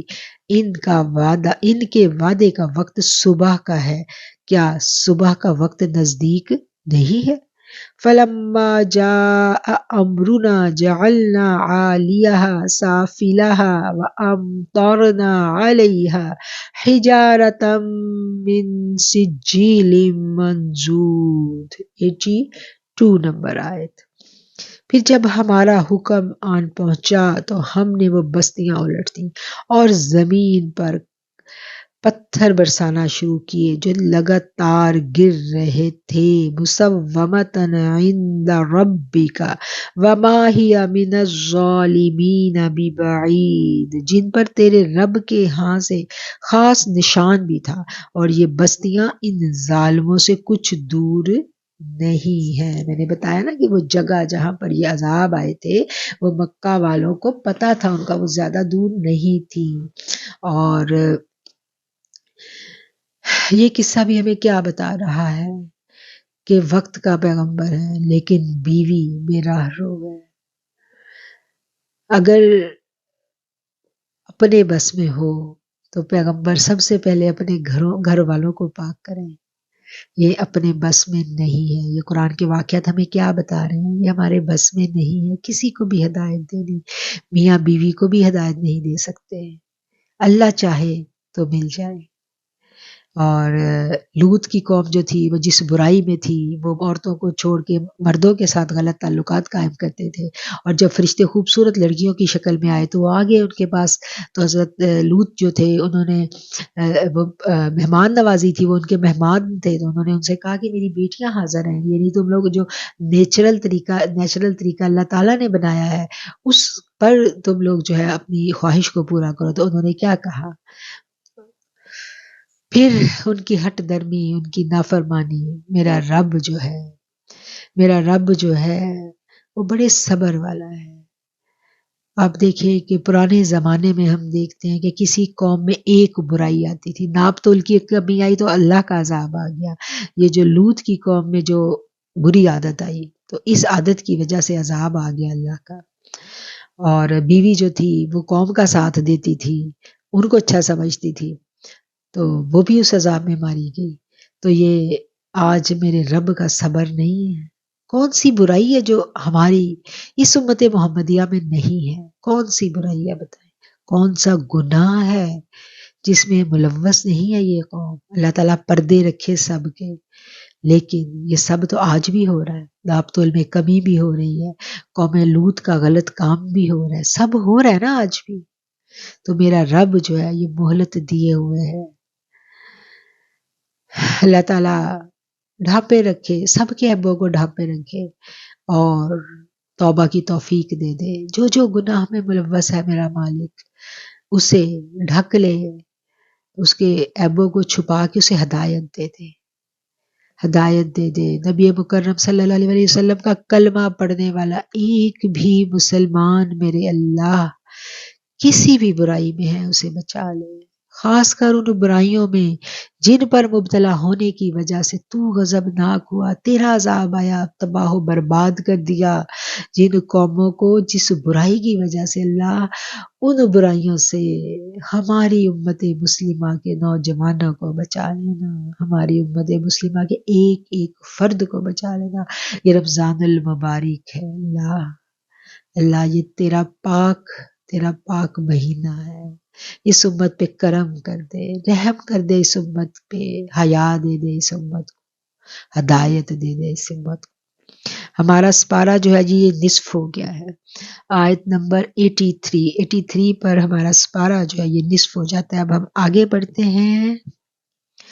وَإِلَىٰ مَدْيَنَ أَخَاهُمْ شُعَيْبًا قال يا قوم اعبدوا الله ما لكم من إله غيره ولا تنقصوا المكيال والميزان إني أراكم بخير وإني أخاف عليكم عذاب يوم محيط. اور مدین کی طرف ان کے بھائی شعیب کو بھیجا، کہا اے میری قوم اللہ کی بندگی کرو، اس کے سوا تمہارا کوئی معبود نہیں، اور ناپ تول کو مت گھٹاؤ.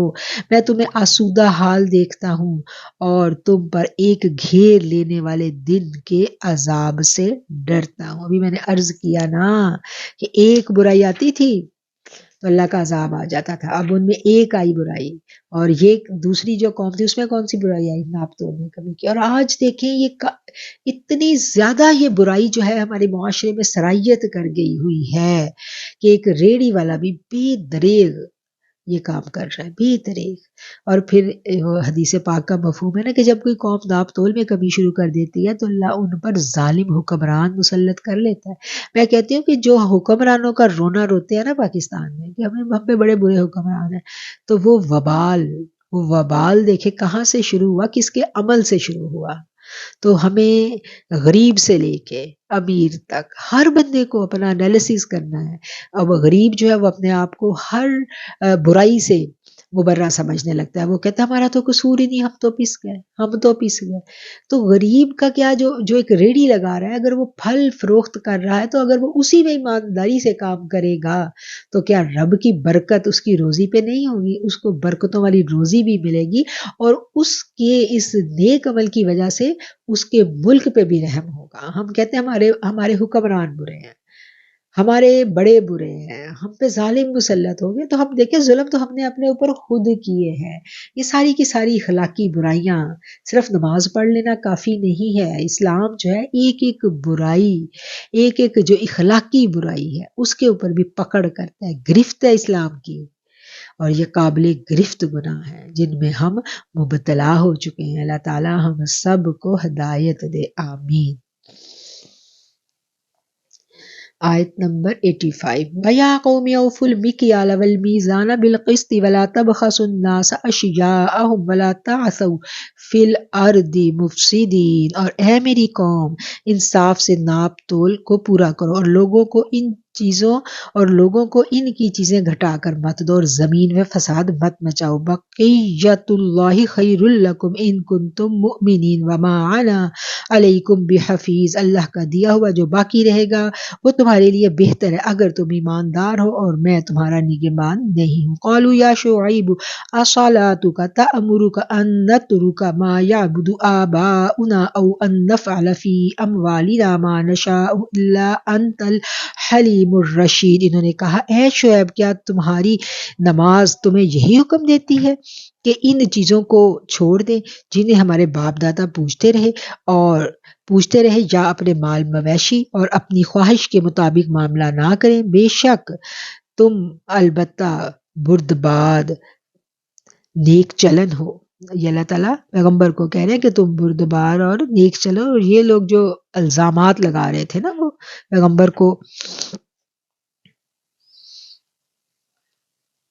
قال يا قوم أرأيتم إن كنت على بينة من ربي ورزقني منه رزقا حسنا وما أريد أن أخالفكم إلى ما أنهاكم عنه إن أريد إلا الإصلاح ما استطعت وما توفيقي إلا بالله عليه توکلت وإلیہ أنیب۔ کہا اے میری قوم دیکھو تو صحیح، اگر مجھے میرے رب کی طرف سے سمجھ آ گئی ہے اور اس نے مجھے عمدہ روزی دی، اور میں یہ نہیں چاہتا کہ جس کام سے تمہیں منع کروں میں اس کے خود خلاف کروں، میں تو اپنی طاقت کے مطابق اصلاح ہی چاہتا ہوں، اور مجھے تو صرف اللہ ہی سے توفیق حاصل ہوتی ہے، میں اسی پر بھروسہ کرتا ہوں اور اسی کی طرف رجوع کرتا ہوں۔ وَيَا قَوْمِ لَا يَجْرِمَنَّكُمْ شِقَاقِي أَن يُصِيبَكُم مِّثْلُ مَا أَصَابَ قَوْمَ نُوحٍ أَوْ قَوْمَ هُودٍ أَوْ قَوْمَ صَالِحٍ وَمَا قَوْمُ لُوطٍ مِّنكُم بِبَعِيدٍ، اور اے میری قوم کہیں میری ضد سے ایسا جرم مت کر بیٹھنا جس سے وہی نصیحت آپ پڑے جیسی کہ قوم نوح یا قوم ہود یا قوم صالح پر پڑی تھی، اور لوط کی قوم بھی تم سے دور نہیں ہے۔ وَاسْتَغْفِرُوا رَبَّكُمْ ثُمَّ تُوبُوا إِلَيْهِ إِنَّ رَبِّي رَحِيمٌ وَدُودٌ، اور اپنے رب سے معافی مانگو پھر اس کی طرف رجوع کرو، بے شک میرا رب مہربان محبت کرنے والا ہے۔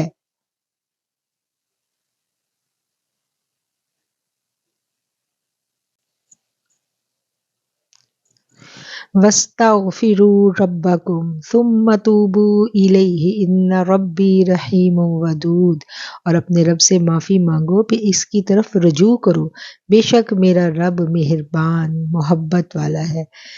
اس آیت پہ ہم غور کریں تو ہمیں یہ پتہ چلتا ہے کہ یہ آیت ہمارے رب کا ہمیں ایک نئے انداز میں تعارف کروا رہی ہے کہ رب سے ہم نے معافی مانگنی ہے، اور اس سے ہم نے اپنے وَاسْتَغْفِرُوا یعنی استغفار کرنی ہے، پھر توبو پھر رجوع کرنا ہے اس کی طرف۔ جب ہم توبہ کر لیتے ہیں، اس کی طرف رجوع کر لیتے ہیں، تو اس کے نتیجے میں ہمیں اللہ کیا امید دلا رہا ہے؟ اللہ ہمیں یہ امید دلا رہا ہے کہ تمہارا رب محبت کرنے والا ہے۔ کہیں اللہ کہتا ہے نا تمہارا رب غفور ہے، کہیں اللہ کہتا ہے تمہارا رب توبہ کو قبول کرنے والا ہے۔ یہاں لفظ آیا ودود، ودود کا مطلب ہوتا ہے پیار کرنا، محبت کرنے والا۔ تو یہ جو اللہ کا اسم ہے ودود، اس میں بڑی تاثیر ہے، اور یہ اسم محبت کے لیے ہم استعمال کرتے ہیں، جیسے خاص طور پہ جو جائز محبت ہے، میاں بیوی کی محبت ہے، یا کسی اور جائز رشتے میں محبت پیدا کرنے کے لیے اس اسم کو پڑھا جاتا ہے، اور بڑی تاثیر ہے اس اسم میں۔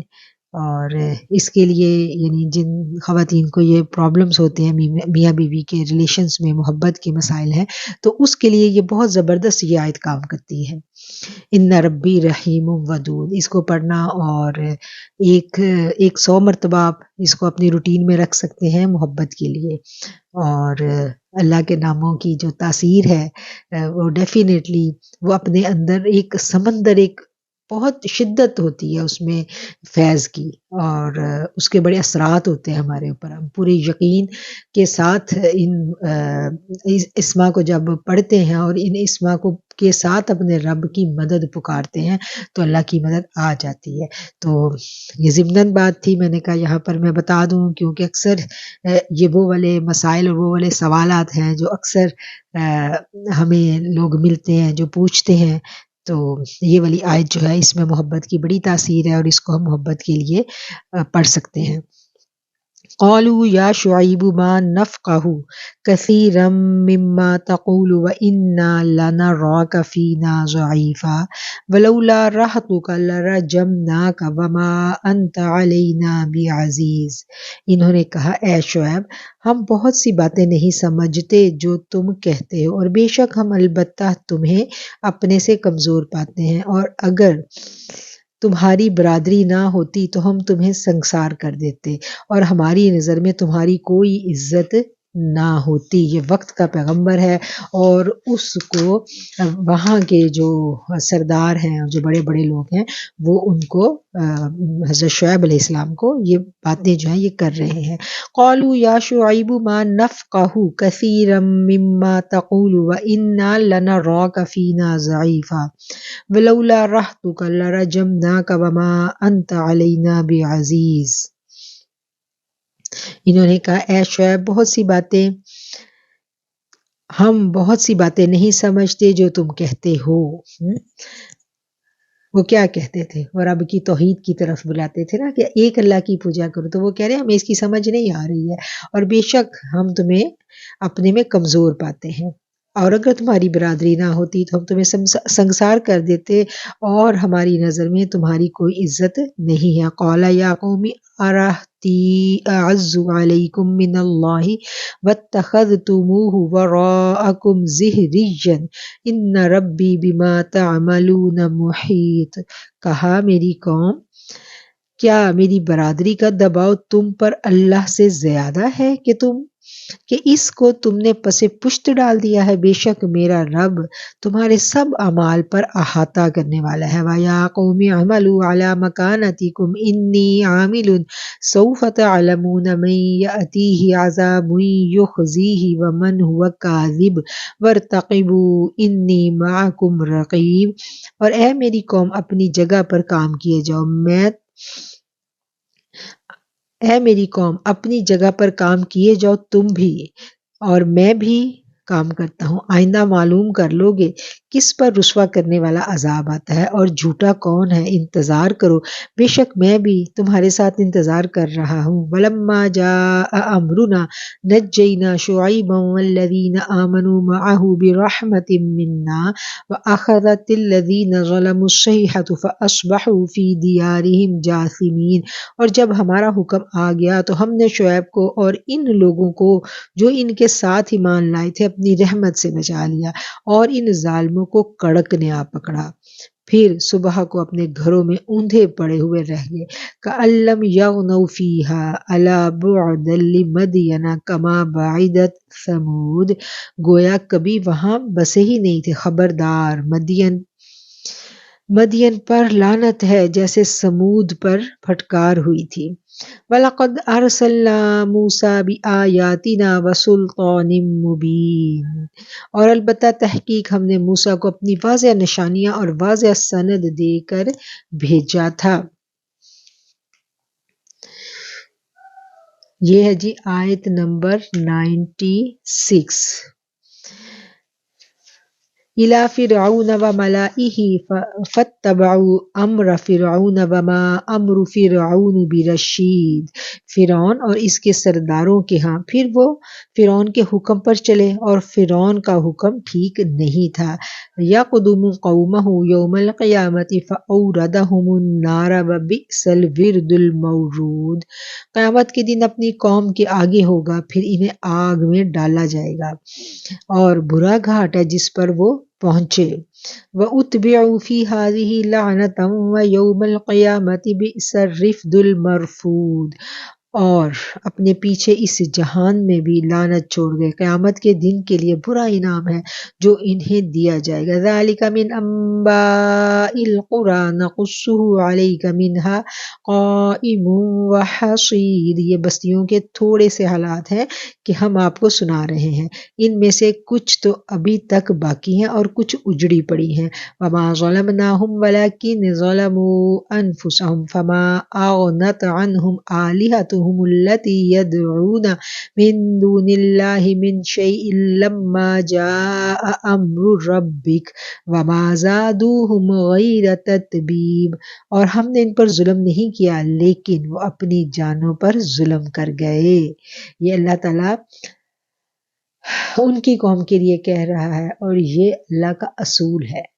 جب بھی کہیں تباہی بربادی آتی ہے، کہیں مصیبتیں پے در پہ آتی ہیں، تو کیا ہے، ہمیں لگ رہا ہوتا ہے کہ اللہ ہم پہ ظلم کر رہا ہے، نہیں، اگر ہم اندازہ اس چیز کا لگائیں، غور و فکر کریں تو ہمیں یہ پتہ چلتا ہے، قرآن ہمیں یہ بتاتا ہے کہ اللہ کسی پر ظلم و زیادتی نہیں کرتا، یہ اللہ کے بندے ہی ہیں جو خود اپنی جانوں پر ظلم کرتے ہیں۔ اللہ نے اصول قوانین وضع کر دی، اللہ نے بتا دیا کہ یہ کرو گے تو یہ ہوگا، یہ اصول ہے۔ جب ظلم، ناانصافی، بددیانتی، اپنی جانوں پہ ظلم ہر طرح سے بڑھ جاتا ہے تو پھر اللہ کا غضب جو ہے وہ جوش میں آ جاتا ہے۔ اور یہاں بھی اللہ یہی فرما رہے ہیں کہ ہم نے ان پہ ظلم نہیں کیا، انہوں نے اپنی جانوں پر ظلم کیا۔ کیسے؟ اللہ کی نافرمانی کر کے۔ فما اغنت عنہم آلہتہم التی یدعون من دون اللہ من شیء لما جاء امر ربک وما زادوہم غیر تتبیب۔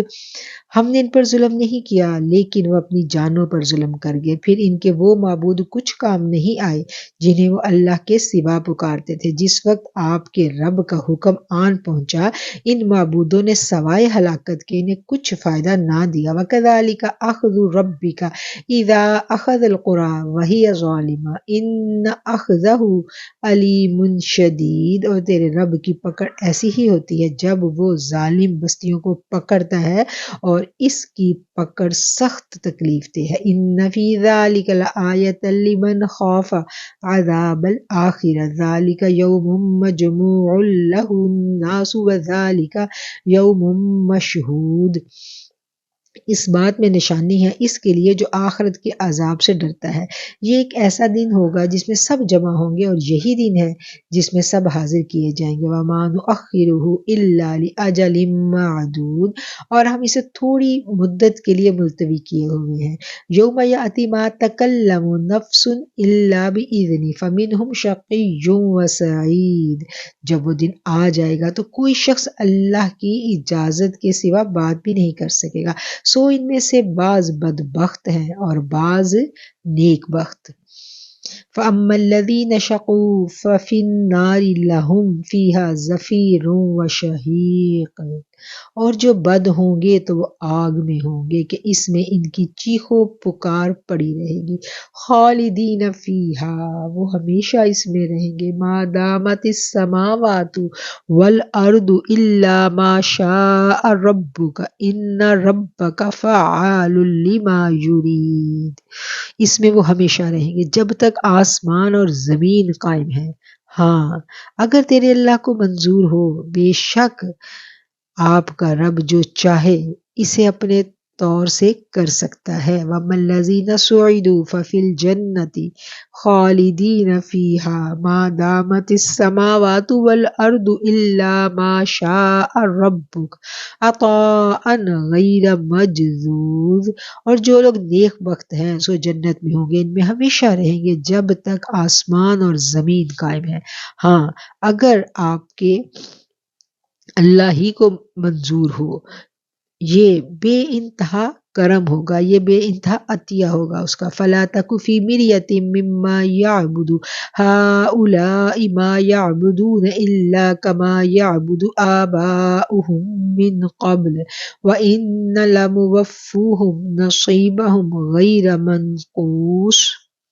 سو ان چیزوں سے شک میں نہ رہو جنہیں وہ پوجتے ہیں، یہ لوگ کچھ نہیں پوجتے مگر اسی طرح سے جس طرح اس سے پہلے ان کے باپ دادا پوجتے تھے، اور بے شک ہم انہیں عذاب کا پورا حصہ دے کر رہیں گے۔ وَلَقَدْ آتَيْنَا مُوسَى الْكِتَابَ فَاخْتُلِفَ فِيهِ وَلَوْلَا كَلِمَةٌ سَبَقَتْ مِن رَّبِّكَ لَقُضِيَ بَيْنَهُمْ وَإِنَّهُمْ لَفِي شَكٍّ مِّنْهُ مُرِيبٍ۔ اور البتہ ہم نے موسیٰ کو کتاب دی تھی، پھر اس میں اختلاف کیا گیا، اور اگر آپ کے رب کی طرف سے ایک بات مقرر نہ ہو چکی ہوتی تو ان میں فیصلہ ہو جاتا۔ بے شک اس کی طرف سے ایسے شک میں ہے کہ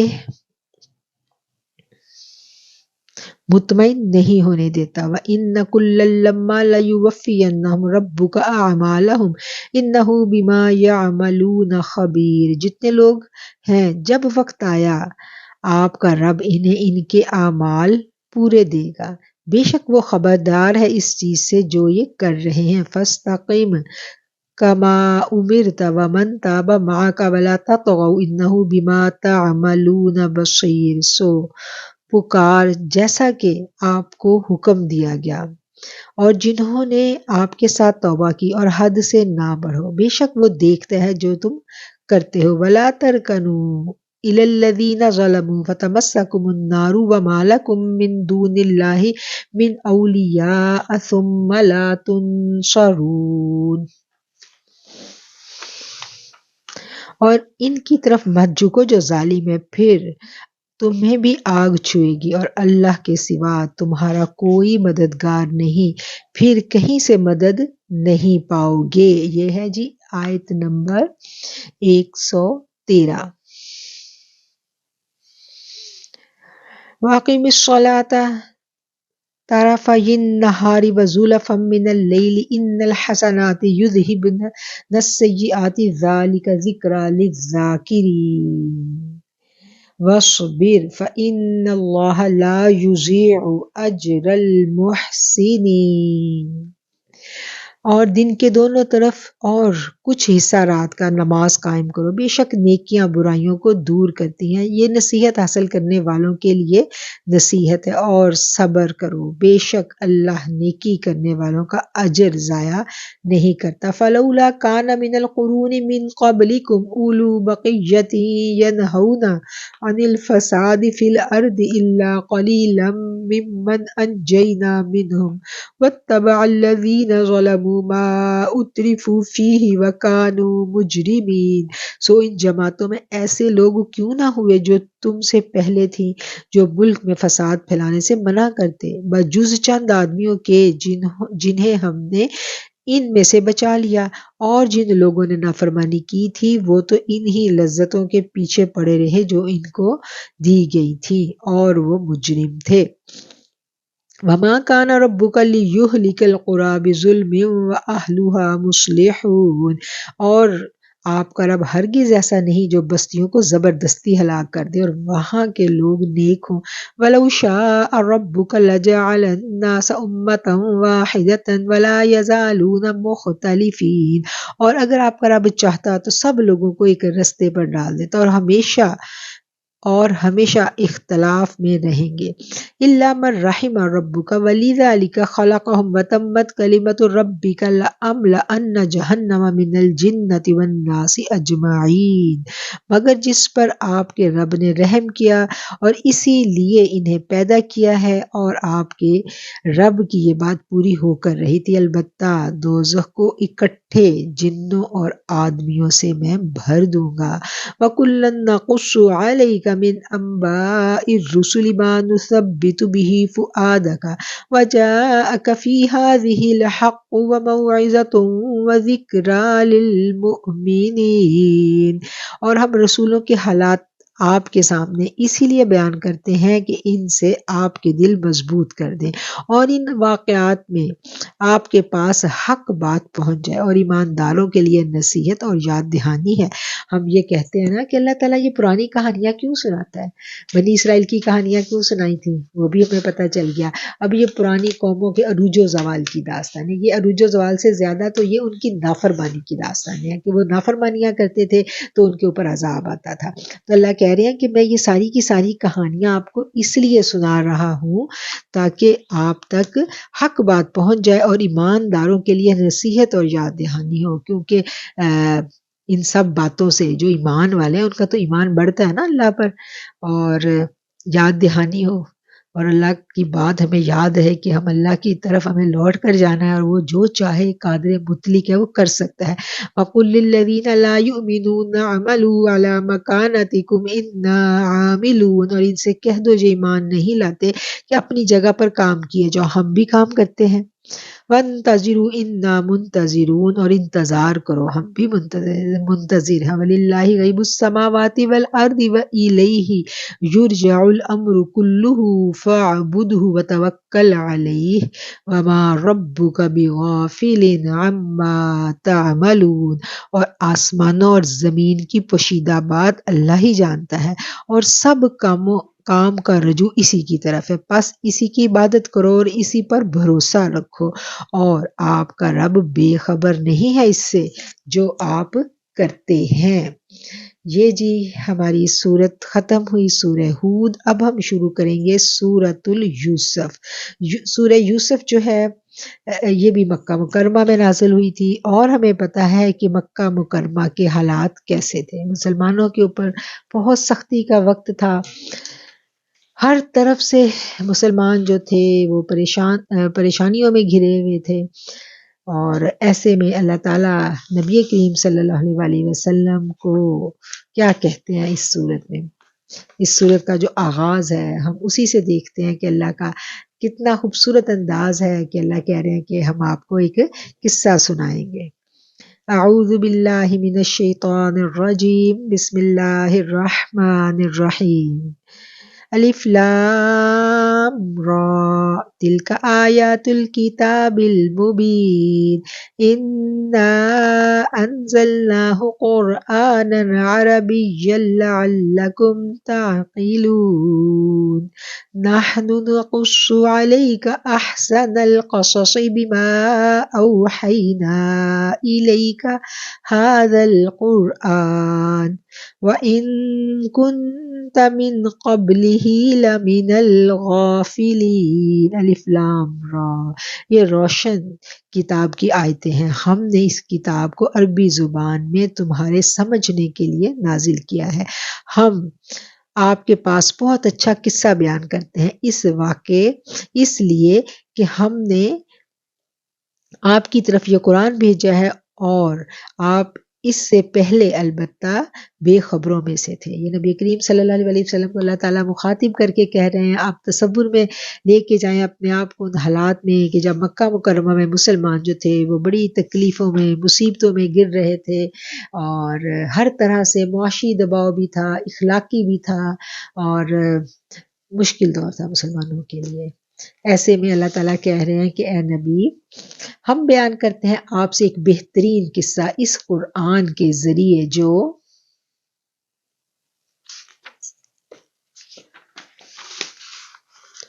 ہم نے آپ کی طرف وحی کیا گیا ہے، جو ہم نے آپ کی طرف وحی کیا ہے، یعنی یہ قصہ جو ہے یہ اس قرآن میں اللہ تعالیٰ بیان کر رہے ہیں۔ اذ قال یوسف لأبیہ یا ابت انی رأیت احد عشر کوکبا والشمس والقمر رأیتہم لی ساجدین۔ جس وقت یوسف علیہ السلام نے اپنے باپ سے کہا کہ اے میرے ابا، میں نے 11 ستاروں اور سورج اور چاند کو خواب میں دیکھا کہ وہ مجھے سجدہ کر رہے ہیں۔ قال یا بنی لا تقصص رؤیاک علی اخوتک فیکیدوا لک کیدا ان الشیطان للانسان عدو مبین۔ کہا اے بیٹے، اپنا خواب اپنے بھائیوں کے سامنے مت بیان کرنا، وہ تیرے لیے کوئی نہ کوئی فریب بنا دیں گے، بے شک شیطان انسان کا کھلا دشمن ہے۔ وَكَذَلِكَ يَجْتَبِيكَ رَبُّكَ وَيُعَلِّمُكَ مِن تَأْوِيلِ الْأَحَادِيثِ وَيُتِمُّ نِعْمَتَهُ عَلَيْكَ وَعَلَى آلِ يَعْقُوبَ كَمَا أَتَمَّهَا عَلَى أَبَوَيْكَ مِن قَبْلُ إِبْرَاهِيمَ وَإِسْحَاقَ إِنَّ رَبَّكَ عَلِيمٌ حَكِيمٌ۔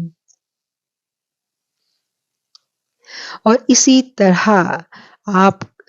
اسی طرح تیرا رب تجھے برگزیدہ کرے گا اور تجھے خواب کی تعبیر سکھائے گا اور اپنی نعمتیں تجھ پر اور یعقوب کے گھرانے پر پوری کرے گا، جس طرح اس سے پہلے تیرے باپ دادا ابراہیم اسحاق پر پوری کر چکا ہے۔ بے شک تیرا رب جاننے والا، حکمت والا ہے۔ لَقَدْ كَانَ فِي يُوسُفَ إِخْوَتِهِ آيَاتٌ لِلسَّائِلِينَ، البتہ یوسف اور اس کے بھائیوں کے قصے میں پوچھنے والوں کے لیے نشانیاں ہیں۔ اِذْ قَالُوا لَيُوسُفُ وَأَخُوهُ أَحَبُّ إِلَىٰ أَبِينَا مِنَّا وَنَحْنُ عُصْبَةٌ إِنَّ أَبَانَا لَفِي ضَلَالٍ مُّبِينٍ۔ جب انہوں نے کہا البتہ یوسف اور اس کا بھائی ہمارے باپ کو ہم سے زیادہ پیارا ہے، حالانکہ ہم طاقتور جماعت ہے، بے شک ہمارا باپ صریح غلطی پر ہے۔ اقتلوا یوسف أو اطرحوه أرضا يخل لكم وجه أبيكم وتكونوا من بعده قوما صالحين۔ یوسف کو مار ڈالو یا کسی بستی میں پھینک آؤ تاکہ باپ کی توجہ اکیلے تم پر رہے اور اس کے بعد نیک آدمی بن جانا۔ قال قائل منهم لا تقتلوا يوسف وألقوه في غيابة الجب يلتقطه بعض السيارة إن كنتم فاعلين۔ ان میں سے ایک کہنے والے نے کہا یوسف کو قتل مت کرو اور اسے گمنام کنویں میں ڈال دو کہ اسے کوئی مسافر اٹھا کر لے جائے اگر تم نے کچھ کرنا ہی ہے، اگر تم کرنے ہی والے ہو۔ قالوا انہوں نے کہا یا ابنا ما لک لا تأمنا علی یوسف وَإِنَّا لَهُ لَنَاصِحُونَ۔ انہوں نے کہا اے ہمارے باپ کیا بات ہے کہ تو یوسف پر ہمارا اعتبار نہیں کرتا اور ہم تو اس کے خیر خواہ ہیں۔ ارسلہ معنا غدا یرتع ویلعب وَإِنَّ لَهُ لَحافظون۔ ارسلہ معنا غدا، کل اسے ہمارے ساتھ بھیج دو کہ وہ کھائے اور کھیلے اور بے شک ہم اس کے نگہبان ہیں۔ قال انی لیحزننی ان تذهبوا به واخاف ان یأکلہ الذئب وانتم عنہ غافلون۔ اس نے کہا مجھے اس سے غم ہوتا ہے کہ تم اسے لے جاؤ اور اس سے ڈرتا ہوں کہ اسے بھیڑیا کھا جائے اور تم اس سے بے خبر رہو۔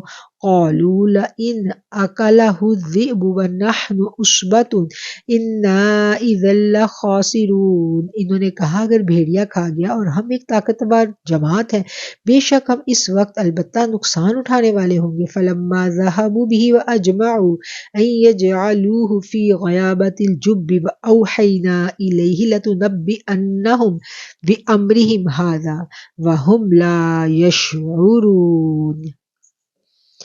اور جب اسے لے کر چلے اور متفق ہوئے کہ اسے گمنام کنویں میں ڈال دیں تو ہم نے یوسف کی طرف وحی بھیجی کہ تم ضرور انہیں ایک دن آگاہ کرے گا ان کے اس کام سے اور وہ تجھے نہیں پہچانیں گے۔ اور کچھ رات گئی اپنے باپ کے پاس روتے ہوئے آئے۔ انہوں نے کیا کیا، وہ لے گئے حضرت یوسف علیہ السلام کو اور لے جا کر انہوں نے ان کو کنویں میں ڈال دیا اور پھر ان کی شرٹ لے کے وہ روتے ہوئے اپنے باپ کے پاس آ گئے اور انہوں نے آ کے باپ سے کیا کہا تھا۔ یہ قصہ، یہ کہانی ہم سب نے سنی ہوئی ہے اور قرآن ہمیں کتنے بہترین خوبصورت انداز میں یہ کہانی جو ہے یہ سنا رہا ہے۔ قرآن کیا کہہ رہا ہے،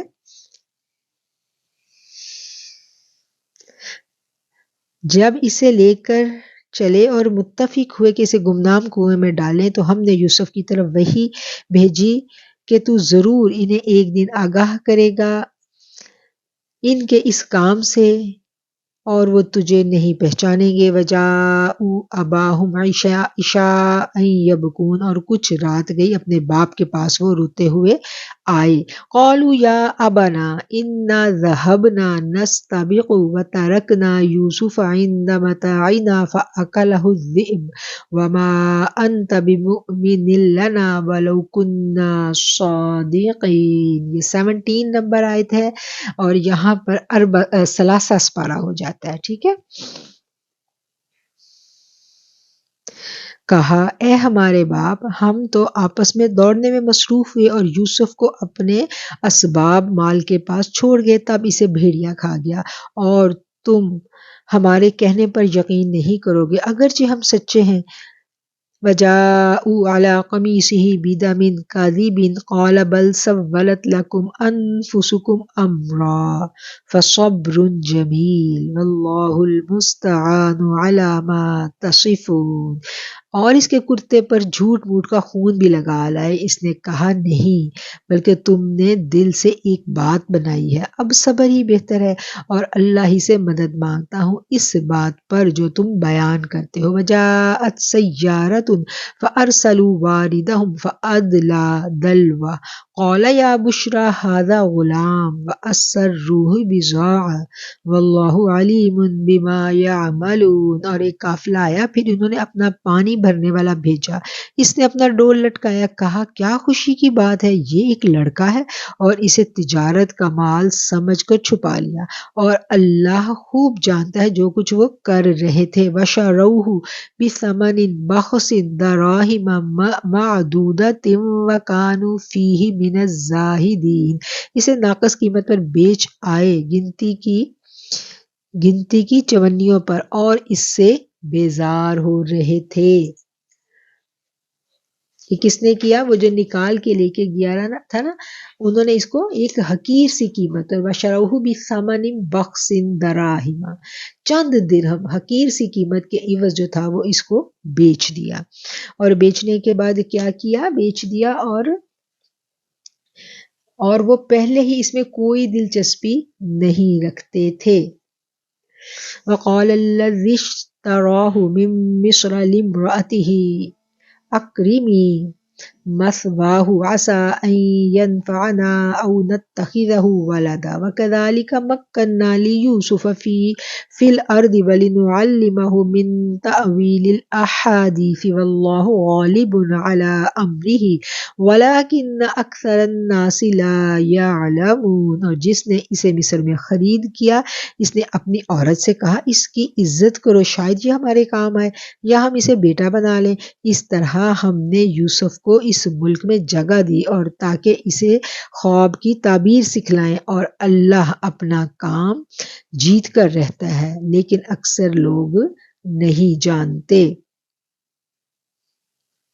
وَلَمَّا بَلَغَ أَشُدَّهُ آتَيْنَاهُ حُكْمًا وَعِلْمًا وَكَذَلِكَ نَجْزِي الْمُحْسِنِينَ، اور جب وہ اپنی جوانی کو پہنچا تو ہم نے اسے حکم اور علم دیا، اور نیکوں کو ایسا ہی بدلہ دیتے ہیں۔ وَرَاوَدَتْهُ الَّتِي هُوَ فِي بَيْتِهَا عَن نَّفْسِهِ وَغَلَّقَتِ الْأَبْوَابَ وَقَالَتْ هَيْتَ لَكَ قَالَ مَعَاذَ اللَّهِ إِنَّهُ رَبِّي أَحْسَنَ مَثْوَايَ إِنَّهُ لَا يُفْلِحُ الظَّالِمُونَ۔ اور جس عورت کے گھر میں وہ تھا وہ اسے پھسلانے لگی اور دروازے بند کر لیے اور کہنے لگی آؤ۔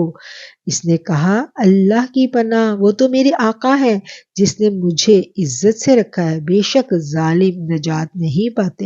وَلَقَدْ هَمَّتْ بِهِ وَهَمَّ بِهَا لَوْلَا أَن رَّأَىٰ بُرْهَانَ رَبِّهِ كَذَٰلِكَ لِنَصْرِفَ عَنْهُ السُّوءَ وَالْفَحْشَاءَ إِنَّهُ مِنْ عِبَادِنَا الْمُخْلَصِينَ۔ اور البتہ اس عورت نے تو اس پر ارادہ کر لیا تھا، اور اگر وہ اپنے رب کی دلیل نہ دیکھ لیتے تو اس کا ارادہ کر لیتے۔ اسی طرح ہوا ہم نے اس سے برائی اور بے حیائی کو ٹال دیا، بے شک وہ ہمارے چنے ہوئے بندوں میں سے تھا۔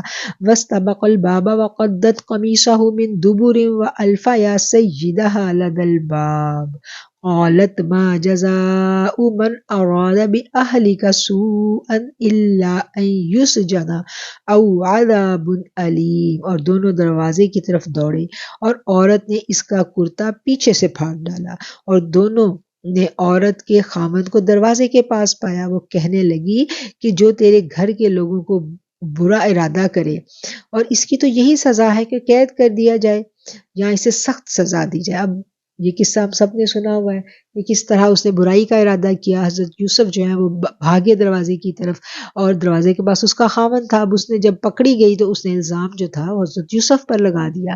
اب اس کی شرٹ بھی پیچھے سے ان کی پھٹی ہوئی تھی۔ اب اس کے آگے پھر دیکھتے ہیں ہم قرآن کیا کہتا ہے۔ قال هي راودتني عن نفسي وشهد شاهد من أهلها إن كان قميصه قد من قبل فصدقت وهو من الكاذبين۔ کیا یہی مجھ سے اپنا مطلب نکالنے کو پھسلاتی تھی؟ اور عورت کے گھر والوں میں سے ایک نے گواہی دی کہ اگر اس کا کرتا آگے سے پھٹا ہوا ہے تو عورت سچی اور وہ جھوٹا ہے، اور اگر اس کا کرتا پیچھے سے پھٹا ہوا ہے تو یہ عورت جھوٹی ہے اور وہ سچا ہے۔ اب معاملہ فیصلہ کرنا تھا نا کہ سچا کون ہے جھوٹا کون ہے، تو کیا قرآن نے کیا بتایا کہ انہی کے فیملی میں سے کسی نے کہا کہ کرتا چیک کرو، اگر آگے سے پھٹا ہے تو پھر مرد کا قصور ہے، اور اگر کرتا پیچھے سے پھٹا ہے تو پھر کس کا قصور ہے؟ پھر اس عورت کا قصور ہے۔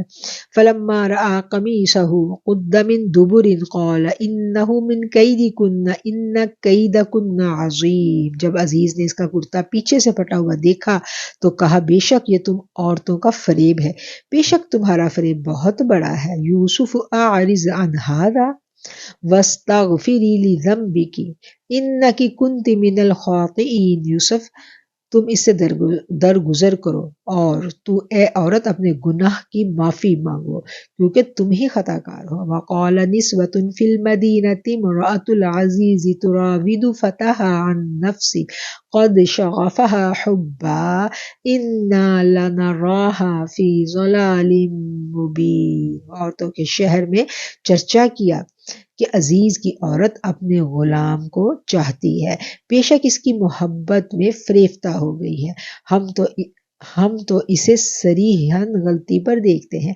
فلما سمعت بمکرہن ارسلت الیہن واعتدت لہن متکئا وآتت کل واحدۃ منہن سکینا وقالت اخرج علیہن فلما رأینہ اکبرنہ وقطعن ایدیہن وقلن حاش للہ ما ھذا بشرا ان ھذا الا ملک کریم۔ آیت نمبر 31 نمبر آیت ہے۔ اور جب عزیز کی بیوی نے ان کی ملامت سنی تو انہیں بلا بھیجا۔ اب کیا تھا کہ یہ بات پھیل گئی نا علاقے میں، سب لوگوں تک یہ بات پہنچی اور زمانے میں باتیں شروع ہو گئی۔ یہ اس طرح کا ماحول تو ہم دیکھتے ہیں نا کہ ہر زمانے میں ہی رہا ہے، برائی کی بات جب پھیلتی ہے تو پھر چہم گوئیاں تو ہوتی ہیں نا۔ جب یہ باتیں ہوتی ہیں تو عزیز کی بیوی نے کیا کیا؟ اور جب عزیز کی بیوی نے ان کی ملامت سنی تو انہیں بلا بھیجا اور ان کے واسطے ایک مجلس تیار کی اور ان میں سے ہر ایک کے ہاتھ میں ایک چھری دے دی اور یوسف سے کہا کہ ان کے سامنے آؤ۔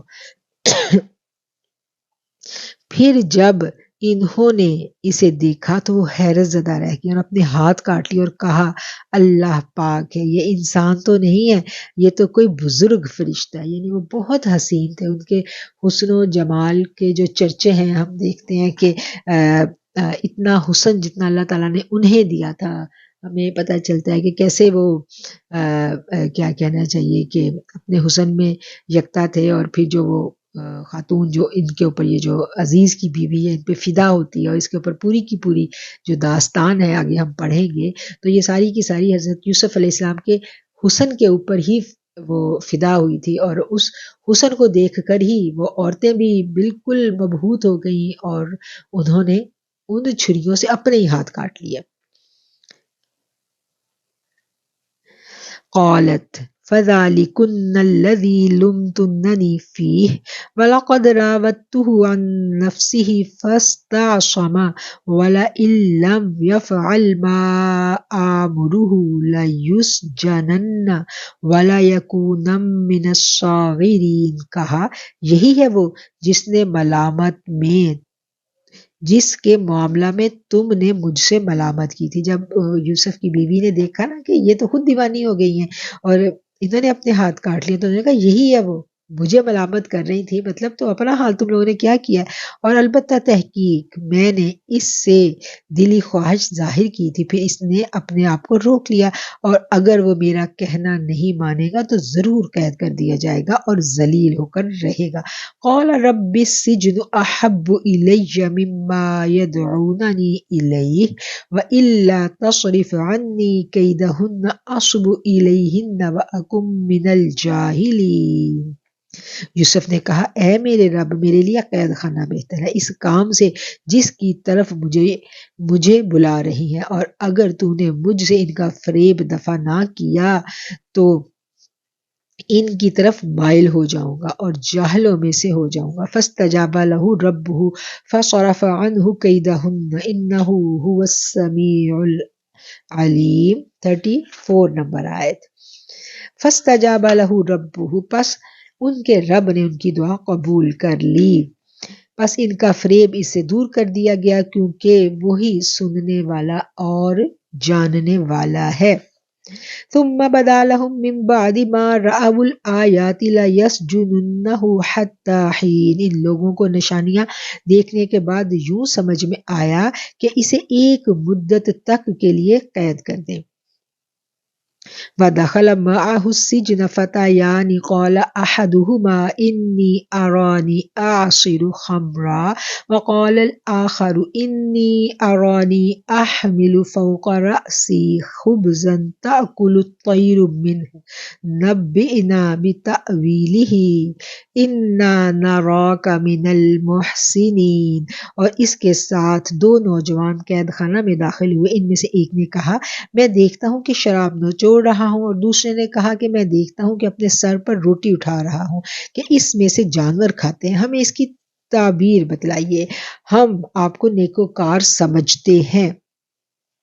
اب حضرت یوسف علیہ السلام جب چلے جاتے ہیں اس کے اندر، جیل کے اندر، تو وہاں پر اللہ تعالیٰ نے ان کی رسائی باہر کروانی تھی، تو اس کا سبب یہ بنایا کہ ان کو دو شخص وہاں ملے، انہوں نے خواب اپنے بیان کیے، اور ان خواب کی تعبیر جو ہے وہ حضرت یوسف سے پوچھ رہے ہیں، کیونکہ وہ کہتے ہیں کہ ہمیں یہ لگ رہا ہے کہ آپ نیک آدمی ہیں، تو ہمیں ہمارے خوابوں کی تعبیر آپ بتا سکتے ہیں۔ قَالَ لَا يَأْتِيكُمَا طَعَامٌ تُرْزَقَانِهِ إِلَّا نَبَّأْتُكُمَا بِتَأْوِيلِهِ قَبْلَ أَن يَأْتِيَكُمَا ذَلِكُمَا مِمَّا عَلَّمَنِي رَبِّي إِنِّي تَرَكْتُ مِلَّةَ قَوْمٍ لَا يُؤْمِنُونَ بِاللَّهِ وَهُمْ بِالْآخِرَةِ هُمْ كَافِرُونَ، کہا جو کھانا تمہیں دیا جاتا ہے وہ ابھی آنے نہ پائے گا، اس سے پہلے میں تمہیں اس کی تعبیر بتلا دوں، یہ ان چیزوں سے ہے جو میرے رب نے مجھے سکھلائی ہیں، بے شک میں نے اس قوم کا مذہب ترک کر دیا ہے جو اللہ پر ایمان نہیں لاتی اور آخرت کے دن کے منکر ہے۔ وَاتَّبَعْتُ مِلَّةَ آبَائِي إِبْرَاهِيمَ وَإِسْحَاقَ وَيَعْقُوبَ مَا كَانَ لَنَا أَن نُشْرِكَ بِاللَّهِ مِن شَيْءٍ ذَلِكَ مِن فَضْلِ اللَّهِ عَلَيْنَا وَعَلَى النَّاسِ وَلَكِنَّ أَكْثَرَ النَّاسِ لَا يَشْكُرُونَ، اور میں اپنے باپ دادا ابراہیم، اسحاق اور یعقوب علیہ السلام کے مذہب کا تابع ہو گیا ہوں، ہمیں یہ جائز نہیں کہ اللہ کے ساتھ کسی کو شریک کریں، یہ ہم پر اور سب لوگوں پر اللہ کا فضل ہے، لیکن بہت لوگ شکر ادا نہیں کرتے۔ یا صاحبی السجن اارباب متفرقون خیر ام اللہ الواحد القہار، اے قید خانہ کے رفیقو، کیا کئی جدا جدا معبود بہتر ہیں یا اکیلا اللہ جو زبردست ہے؟ ما تعبدون من دونہ الا اسماء سمیتموها انتم وآباؤکم ما انزل اللہ بها من سلطان ان الحکم الا للہ امر الا تعبدوا الا ایاہ ذلك الدین القیم ولكن اکثر الناس لا يعلمون، تو اس کے سوا کچھ نہیں پوجتے مگر چند ناموں کو جو تم نے اور تمہارے باپ دادوں نے مقرر کر لی ہیں، اللہ نے ان کے متعلق کوئی سند نہیں اتاری سوائے حکومت سوائے اللہ کے کسی کی نہیں ہے، اس نے حکم دیا ہے کہ اس کے سوا کسی کی عبادت نہ کرو، یہی سیدھا رستہ ہے، لیکن اکثر آدمی نہیں جانتے۔ یا صاحب السجن اما احدکما فیسقی ربہ خمرا واما الاخر فیصلب فتأکل الطیر من رأسہ قضی الامر الذی فیہ تستفتیان۔ اے قید خانہ کے رفیقو، تم دونوں میں سے ایک جو ہے وہ اپنے آقا کو شراب پلائے گا، جو دوسرا ہے وہ سولی دیا جائے گا، پھر اس کے سر میں سے پرندے کھائیں گے، اس کام کا فیصلہ ہو گیا ہے جس کی تم تحقیق چاہتے ہو۔ وقال للذی ظن انہ ناج منہما اذکرنی عند ربک فانساہ الشیطان ذکر ربہ فلبث فی السجن بضع سنین، اور ان دونوں میں سے جسے یوسف نے بچنے والا سمجھا تھا کہا کہ تم اپنے آقا سے میرا بھی ذکر کرنا، پھر شیطان نے اسے اپنے آقا سے ذکر کرنا بھلا دیا، پھر قید میں کئی برس رہے۔ وقال الملک انی ارا سبع بقرات سمانی یأکلہن سبع عجاف وسبع سنبلات خضر وأخر یابسات یا ایہا الملأ افتونی فی رؤیای ان کنتم للرؤیا تعبرون۔ اور بادشاہ نے کہا میں خواب میں دیکھتا ہوں 7 موٹی گائیں ہیں جنہیں 7 دبلی گائیں کھاتی ہیں، اور 7 سبز خوشے اور 7 خشک۔ اے دربار والو، مجھے میرے خواب کی تعبیر بتلاؤ اگر تم خواب کی تعبیر دینے والے ہو۔ قالوا اضغاث احلام وما نحن بتأویل الاحلام بعالمین۔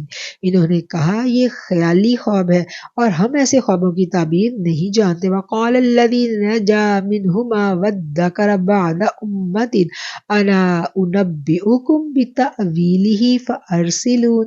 اور بولا جوان دونوں میں سے جو بچا تھا، اسے مدت کے بعد یاد آ گیا کہ میں تمہیں اس کی تعبیر بتلاؤں گا، سو تم مجھے بھیج دو۔ یوسف ایھا الصدیق افتنا فی 7 بقرات سمان یأکلہن سبع عجاف وسبع سنبلات خضر وأخر یابسات لعلی ارجع الی الناس لعلہم یعلمون۔ اے یوسف، اے سچے، ہمیں اس کی تعبیر بتلا کہ 7 موٹی گاؤں کو 7 دبلی گائیں کھا رہی ہیں، اور 7 سبز خوشے اور 7 خشک، تاکہ میں لوگوں کے پاس لے جاؤں، شاید وہ سمجھ جائیں۔ قال تزرعون 7 سنین دأبا فما حصدتم فذروه في سنبله الا قلیلا مما تأکلون۔ کہا تم 7 برس لگاتار کھیتی کرو گے، پھر جو کاٹو تو اسے اس کے خوشوں میں رہنے دو، مگر تھوڑا سا جو تم کھاؤ۔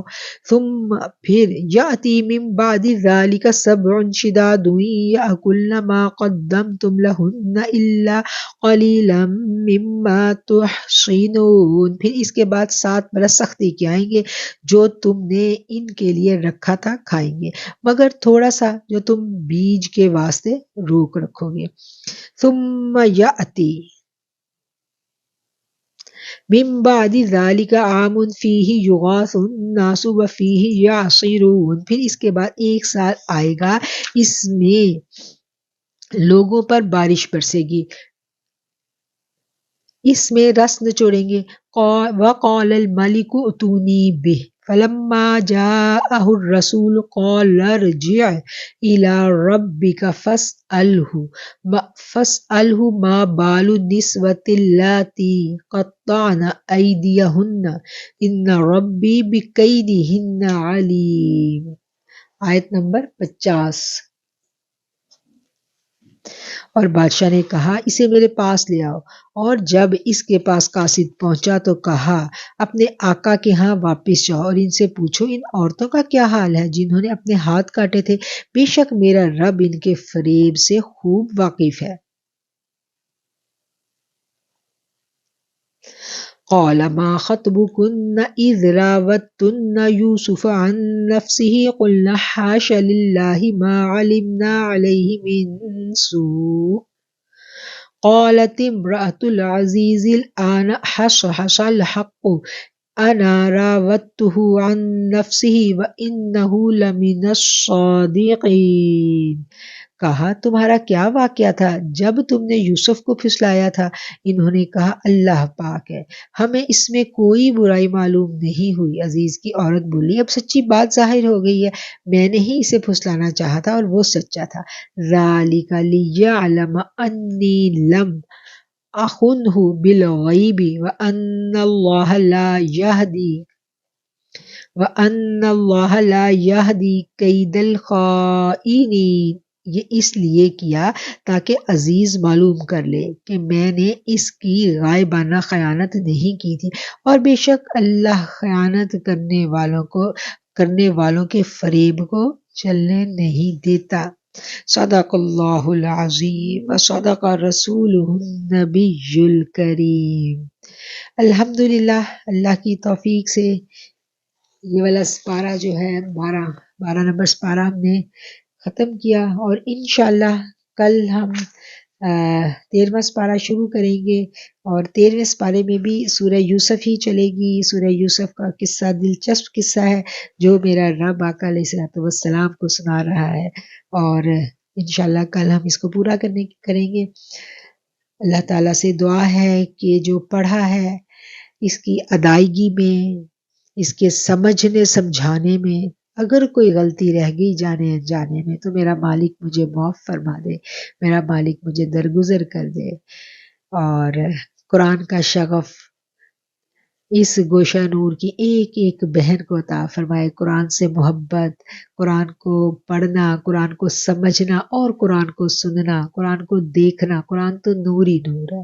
اللہ تعالیٰ ہمیں ہمت دے، ہمیں توفیق دے، اور ہمیں یہ سعادت دیے رکھے کہ ہم قرآن کو سیکھتے رہیں۔ اور میری جو ساتھی بہنیں ہیں ماشاءاللہ پورا اہتمام کر رہی ہیں، جو ساتھ کام کر رہی ہیں، اللہ تعالیٰ آپ سب کو جو معاون اور مددگار ہیں اس کار خیر میں، اللہ کریم ان سب کو بھی ہمت، صحت اور ایمان کی بہترین سلامتی عطا فرمائے، آمین ثم آمین۔